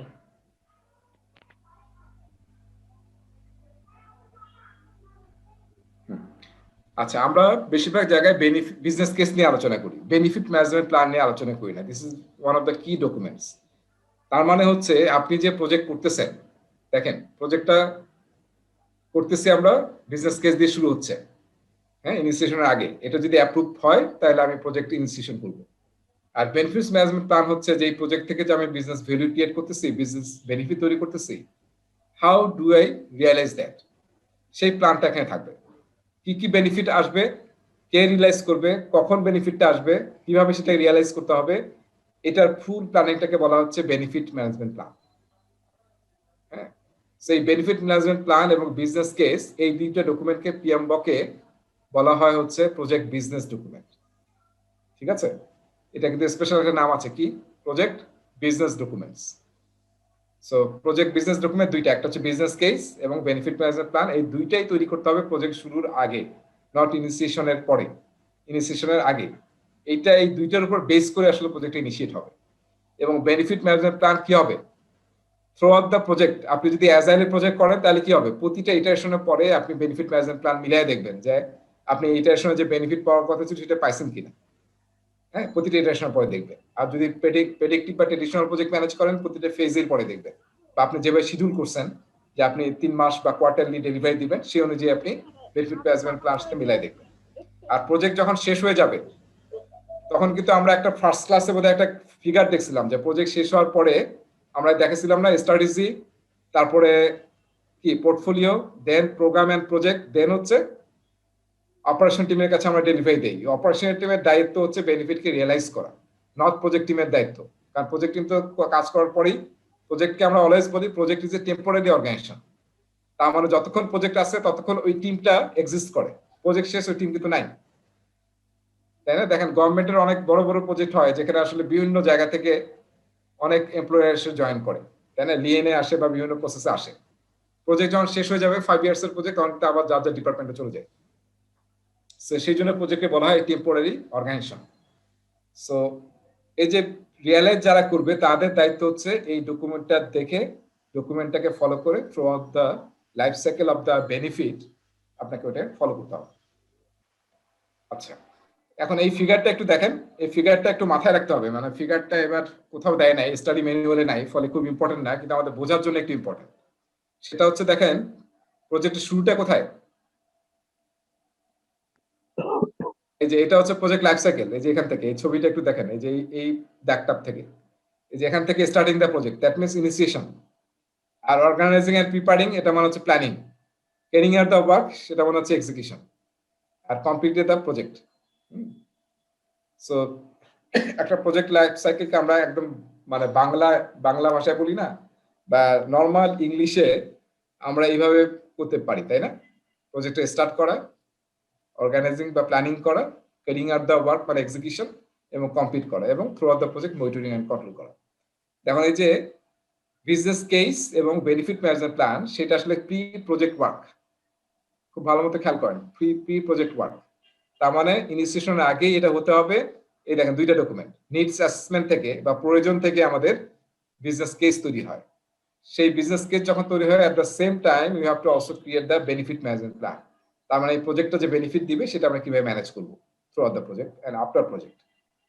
এবং তারপরে প্রজেক্ট চার্টার লেখা হবে, যেটা আমরা দেখতেছিলাম, তাই না, ওই যে প্রসেস গ্রুপ চার্টের মধ্যে। এবং প্ল্যানিং এ এসে আমরা প্রজেক্ট ম্যানেজমেন্ট প্ল্যান তৈরি করবো এবং সেটা ফলো করে আমরা এক্সিকিউট করবো। ঠিক আছে? সো এইভাবে আসলে বিজনেস ডকুমেন্ট গুলা প্রজেক্ট লাইফ সাইকেলের সাথে ইন্টারঅ্যাক্ট করে আর কি। সো বিজনেস কেসে কি থাকে? This is also very important. Business কেসে কি কি জিনিস থাকে? একটা হচ্ছে বিজনেস নিড, মানে যে নিডস। একটু মাঝখান দিয়ে একটু কথা বলি। হ্যাঁ জি বলুন। ওই ছকটাতে আর একটু গেলে একটু ভালো হয়। নিচের পার্টে একটা জিনিস লেখা ছিল যেটা বুঝতে পারলাম না। ও আচ্ছা, একটু আগের ব্যাকে টেবিলে। গেলে ভালো হয়। আচ্ছা হ্যাঁ, হ্যাঁ আগের টেবিলে একটু গেলে ভালো। এই যে নিচে এটা লেখা আছে জেনারিক ফেজেস। হ্যাঁ হ্যাঁ নিচে জেনারিক ফেজেস। হ্যাঁ এখানে বলেন। দুইটা আইটেম কে থ্রো করছে, কিন্তু আরো দুইটা আইটেম, সেটা কি টপের দুইটা আইটেম হবে? নিচে যে তীর চিহ্ন দিয়ে উপরের দিকে দেখানো হ্যাঁ হ্যাঁ, ডান পাশে, এটার কথা বলতেছেন না? প্রথম দুইটা বুঝতেছি যে প্রজেক্ট চার্টার, হ্যাঁ নিচের জেনারিক ফেজেস যেটা, হ্যাঁ এটা ডান পাশে যে দুটাকে মিন করতেছে সেটা কি একদম টপের? হ্যাঁ, টপের এটা, এই চারটা, starting the project, organizing and preparing, এটা মানে এই ডকুমেন্টকে না, কিন্তু এইটাকে, ঠিক আছে, ক্যারিং আউট দ্য ওয়ার্ক এটাকে। ঠিক আছে, মানে জেনারিক ভাবে আমরা এটা কমন ভাবে এটা বলতে পারি, ইন জেনারেল প্রজেক্টের ফেসকে, যেটা আমরা 5টা প্রসেস গ্রুপ বলছি পিএম বকে। হ্যাঁ, যদি পিএম বক যদি না বলেন তাহলে আসলে এইভাবে আমরা বলতে পারি। ঠিক আছে। তাহলে বিজনেস কেসে কি থাকে দেখেন, 1 নম্বর হচ্ছে বিজনেস নিডস, যে কেন আমরা প্রজেক্টটা করব। হ্যাঁ, বিজনেস নিডস। তারপর হচ্ছে অ্যানালাইসিস অফ দ্য সিচুয়েশন, এই যে আমরা প্রজেক্টটা করতে যাচ্ছি এটা কি রিকোয়ার্ড, ডিজায়ার্ড নাকি অপশনাল, না করলেও হবে, করলে ভালো। সো এই সমস্ত অ্যানালাইসিস করবে হচ্ছে যারা যে বিজনেস কেস নিয়ে কাজ করে। ঠিক আছে, রিকোয়ার্ড নরমালি কখন হয়, আমার যদি স্ট্র্যাটেজিক কোনো গোল অ্যাচিভ করতে চাই। আবার অনেক সময় রিকোয়ার্ড হয় কখন, যখন আসলে গভর্নমেন্ট কোনো ইম্পোজ করে, কোনো রেগুলেশন চেঞ্জ হয়, তখন তার জন্য কিন্তু আমার সময় আমাদের প্রজেক্ট করাটা ম্যান্ডেটরি হয়ে যায়। বেনিফিট আসুক বা না আসুক, I have to do the project. ঠিক আছে, সো এই অ্যানালিসিস গুলোর দায়িত্ব হচ্ছে যে সেই টিমের যারা আসলে প্রজেক্টের ভায়াবিলিটি নিয়ে অ্যানালিসিস করে। এবং এটা আসলে মেইনলি কার কাজ, আসলে পোর্টফোলিও, যে টিমটা কাজ করে পোর্টফোলিও নিয়ে, কোন প্রজেক্ট সবচেয়ে বেশি ভ্যালু দিবে, কোনটা সিলেক্ট করা উচিত। পোর্টফোলিওর কাজ কি, মানে রাইট প্রোগ্রাম এবং প্রজেক্ট সিলেক্ট করা, তাই না? তো তাদের এগুলো কাজ হচ্ছে অ্যানালাইসিস করা। এবং এখানে ফাইন্যান্সিয়াল লোক থাকবে, প্রজেক্ট এক্সপার্ট থাকবে, সিনিয়র লোকজন থাকবে যারা এগুলোকে ডিসাইড করবে। তারপর কি আইডেন্টিফিকেশন অফ বিজনেস সিনারিও। হ্যাঁ, যে বিজনেসের সিনারিওর উপর ডিপেন্ড করে আমরা করতেছি, সেই সিনারিওগুলোকে ফুলি অ্যানালাইসিস করতে হবে। ডু নাথিং, যদি আমরা কোনো কিছু না করি তাহলে আসলে কি অবস্থা হবে আমাদের, মানে সামনে যে সিচুয়েশন, কেন আমরা প্রজেক্ট করি আসলে আমরা বলছিলাম না 4টা কারণে করি, যে টেকনোলজি চেঞ্জ হচ্ছে, গভর্নমেন্ট রুলস, বা নতুন কোনো প্রোডাক্ট নিয়ে আমরা মার্কেটে যাচ্ছি, ডিমান্ড ক্রিয়েট হচ্ছে, বিভিন্ন কারণে প্রজেক্ট ইনিশিয়েট হয়। সো একটা ডিমান্ড ক্রিয়েট হচ্ছে, এখন আমরা যদি প্রজেক্ট না করি তাহলে কি হবে তার রেজাল্টটা, সেটা একটা অ্যানালাইসিস হতে পারে। ডু দ্য মিনিমাম, যদি আমরা মিনিমাম এফোর্ট দিয়ে প্রজেক্টটা করি তাহলে আসলে কি বেনিফিট পাবো আমরা। আর do more than the minimum, তার মানে আমরা যদি ফুল এফোর্ট দিয়ে প্রজেক্টটা করি তাহলে what is the best value we can create. এবং ফাইনালি শুধু অ্যানালাইসিস করে সিনারিও দেখালে হবে না, অ্যাজ এ এক্সপার্ট টিম তা আপনাকে রিকমেন্ড করতে হবে যে এই সবগুলোর মধ্যে আমার কাছে মনে হচ্ছে যে এটা হচ্ছে রিকমেন্ডেড, যে আমাদের আসলে প্রজেক্টটা করতে হবে, করলে আমাদের এই ভ্যালু ক্রিয়েট হবে। এবং এভালুয়েশন মানে হচ্ছে ফাইন্যান্সিয়াল অ্যাপ্রেজাল, ইকোনমিক অ্যাপ্রেজাল। এখানে আমরা জানি যে আমরা ইউজ করি এনপিভি, ইউজ করি আইআরআর, ইউজ করি, রাইট? এটা নিয়ে আমরা কথা বলবো কিন্তু সামনে। কস্ট বেনিফিট অ্যানালাইসিস করি, বা বেনিফিট কস্ট অ্যানালাইসিস করি। তারপরে আরো কি ইউজ করি, আরওআই ইউজ করি আমরা। ঠিক আছে, এবার আরো নতুন কিছু জিনিস আসছে, এনপিএস ইউজ করি আমরা। কেউ কি জানেন এনপিএস মানে কি? এনপিএস মানে হচ্ছে net promoter score, net promoter score, এটা আমরা ইউজ করি। আবার সিমুলেশন ইউজ করি। সিমুলেশন ইউজ করি না আমরা তো যে যারা ইঞ্জিনিয়ারিং আছি, ইট্যাপ সফটওয়্যার ইউজ করি না, ইট্যাপ। তারপরে হচ্ছে আমরা মিনি ট্যাব কিংবা ম্যাটল্যাব ইউজ করি না সিমুলেশনের জন্য। তো বিভিন্ন ধরনের সিমুলেশন সফটওয়্যার এখন পাওয়া যায়। সো বা আমরা এগুলো কিন্তু এখন মেনশন হয়েছে। সিমুলেশন আমরা ইউজ করি, Monte Carlo simulation analysis use করি। কেন? যে আমরা আসলে কোন অপশনটা বেস্ট সেটাকে বের করার জন্য। সো এই জিনিসগুলো একটু নতুন আসছে, যেমন এনপিএসটা নতুন আসছে, সো পরীক্ষার জন্য খুব ইম্পর্টেন্ট। নেট প্রমোটার স্কোপ, যদি আজকে সময় থাকে তাহলে আমরা ওটা আজকে দেখতে পারবো, আর নাইলে হয়তো দেখা হবে নেক্সট ক্লাসে দেখব। ওকে, সো তাহলে বিজনেস কেসে এই জিনিসগুলো থাকে, খুব ইম্পর্টেন্ট। কিন্তু বিজনেস কেসে কি কি থাকে এটা জানা কিন্তু খুব গুরুত্বপূর্ণ। হ্যাঁ,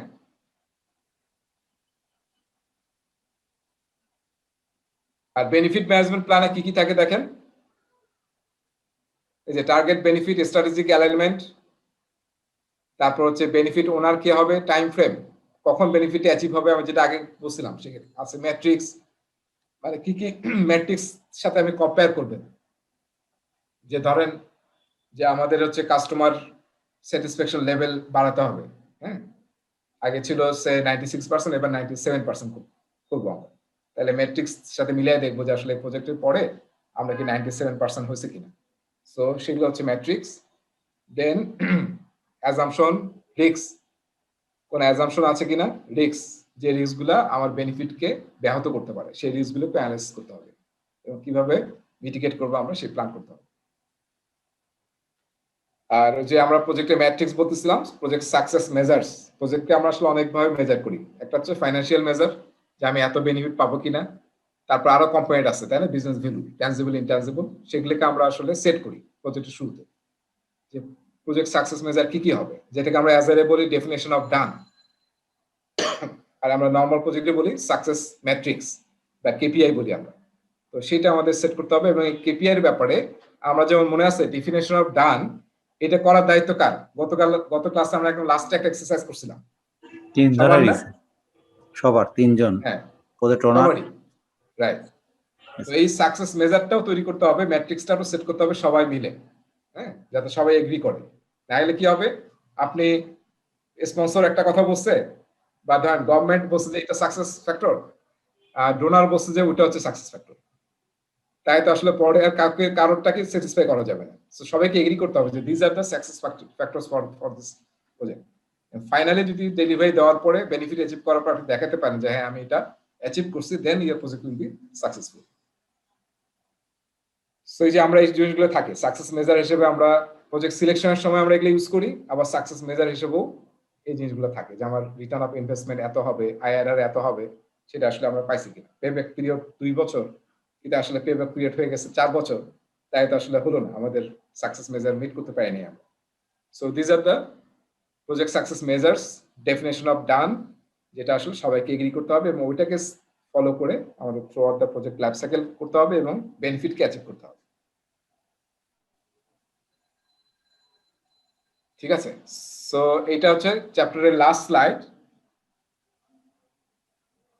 দেখেন এই কথাটাকে আমরা পড়তে পাচ্ছি সবাই। Is it possible for a project to be successful from a scope, schedule, budget viewpoint and to be unsuccessful from a business view point?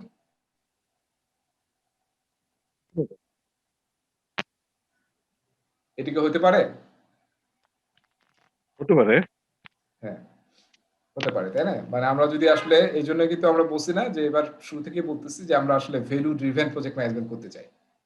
So শুধু স্কোপ ম্যানেজ করব, টাইমের মধ্যে করব, বাজেট মধ্যে করব, এটা হলেই হবে না। যাতে যে বেনিফিট বা ভ্যালু ক্রিয়েশন নিয়ে প্রজেক্টটা শুরু করছে ওটা যাতে আমরা অ্যাচিভ করতে পারি, সেটা আমাদের মেইন টার্গেট থাকবে।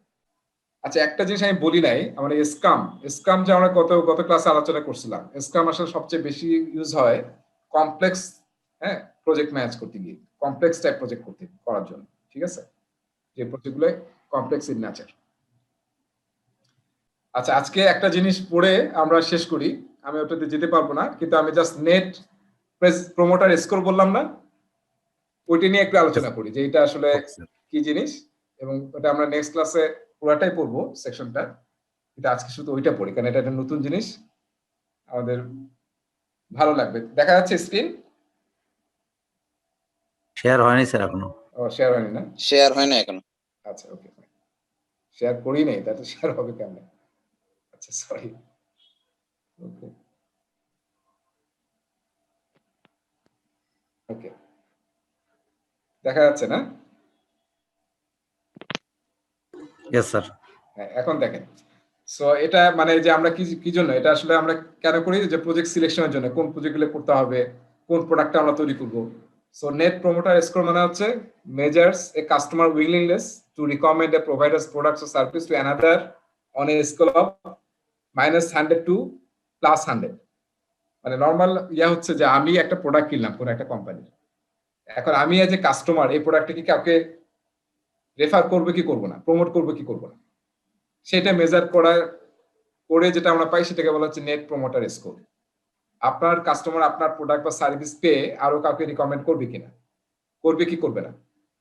তো সেইটার জন্য আমরা কি করি, এটাকে 3টা ভাগে ভাগ করা হয় যখন আমরা কাস্টমারের সার্ভে নেই। ঠিক আছে, কি সার্ভে নেই? আচ্ছা, জাস্ট ইকুয়েশনটা দেখেন, ইকুয়েশনটা হচ্ছে এটা, পার্সেন্টেজ অফ প্রমোটার্স, কারা আপনার প্রোডাক্ট বা সার্ভিসটাকে অন্যদের কাছে প্রমোট করতে আগ্রহী, সেটা মাইনাস হচ্ছে ডিট্রাক্টরস, যারা আসলে আর মানে ভেরি ডিসস্যাটিসফাইড এবং কাউকে তো বলবেই না, মানে কাউকে রেফার করবে না আপনার প্রোডাক্ট অথবা আপনার সার্ভিস। তো সেইটা মাইনাস করলে যেটা পাই সেটাকে আমরা বলা হচ্ছে নেট প্রমোটার স্কোর। সেই সার্ভেটা কি করা হয়, 0 থেকে 10-এর মধ্যে করা হয়।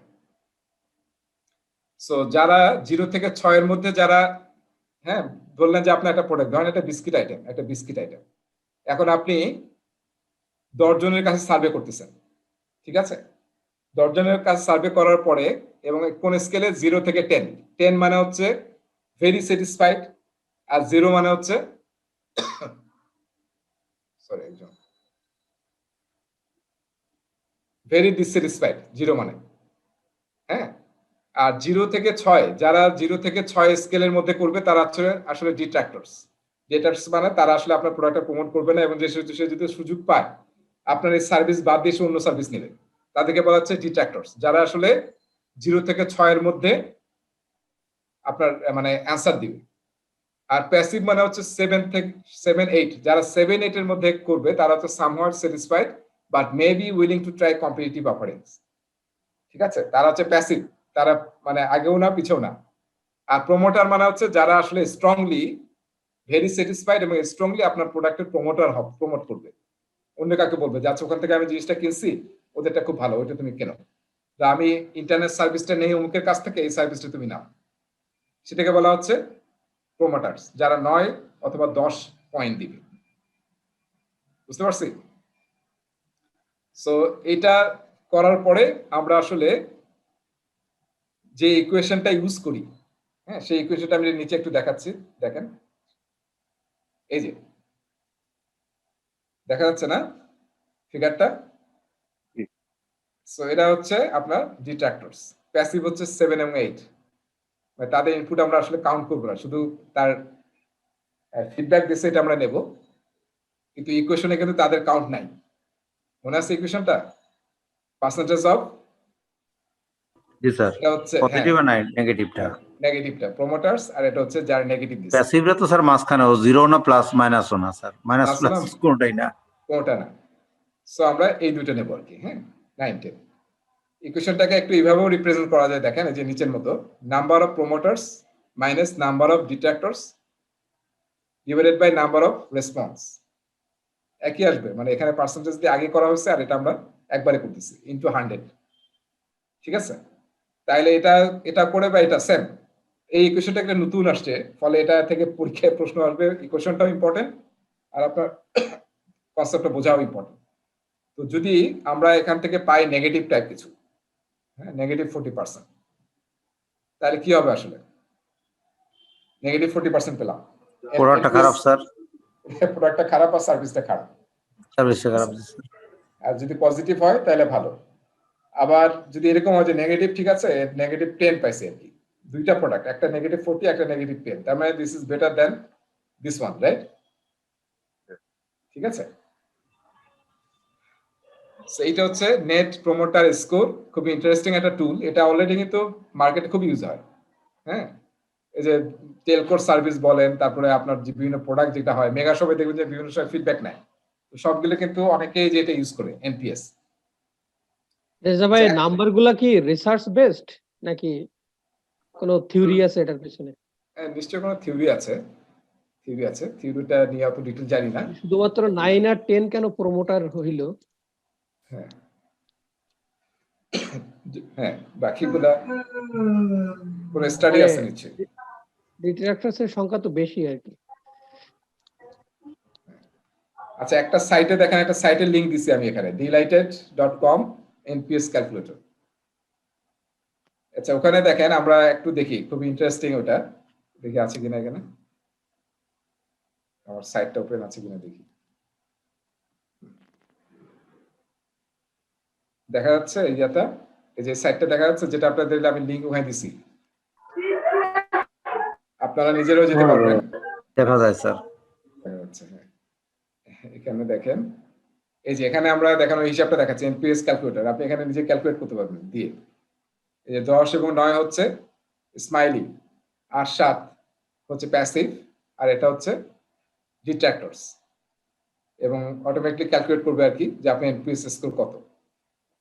ধরেন আমরা একজন আমাদেরকে বললে 1 2 দিল, মানে একজন 9 দিছে, একজন 10 দিছে, আর এখানে 6 পাইছে, দুইজন দিছে 6, একজন দিছে 1।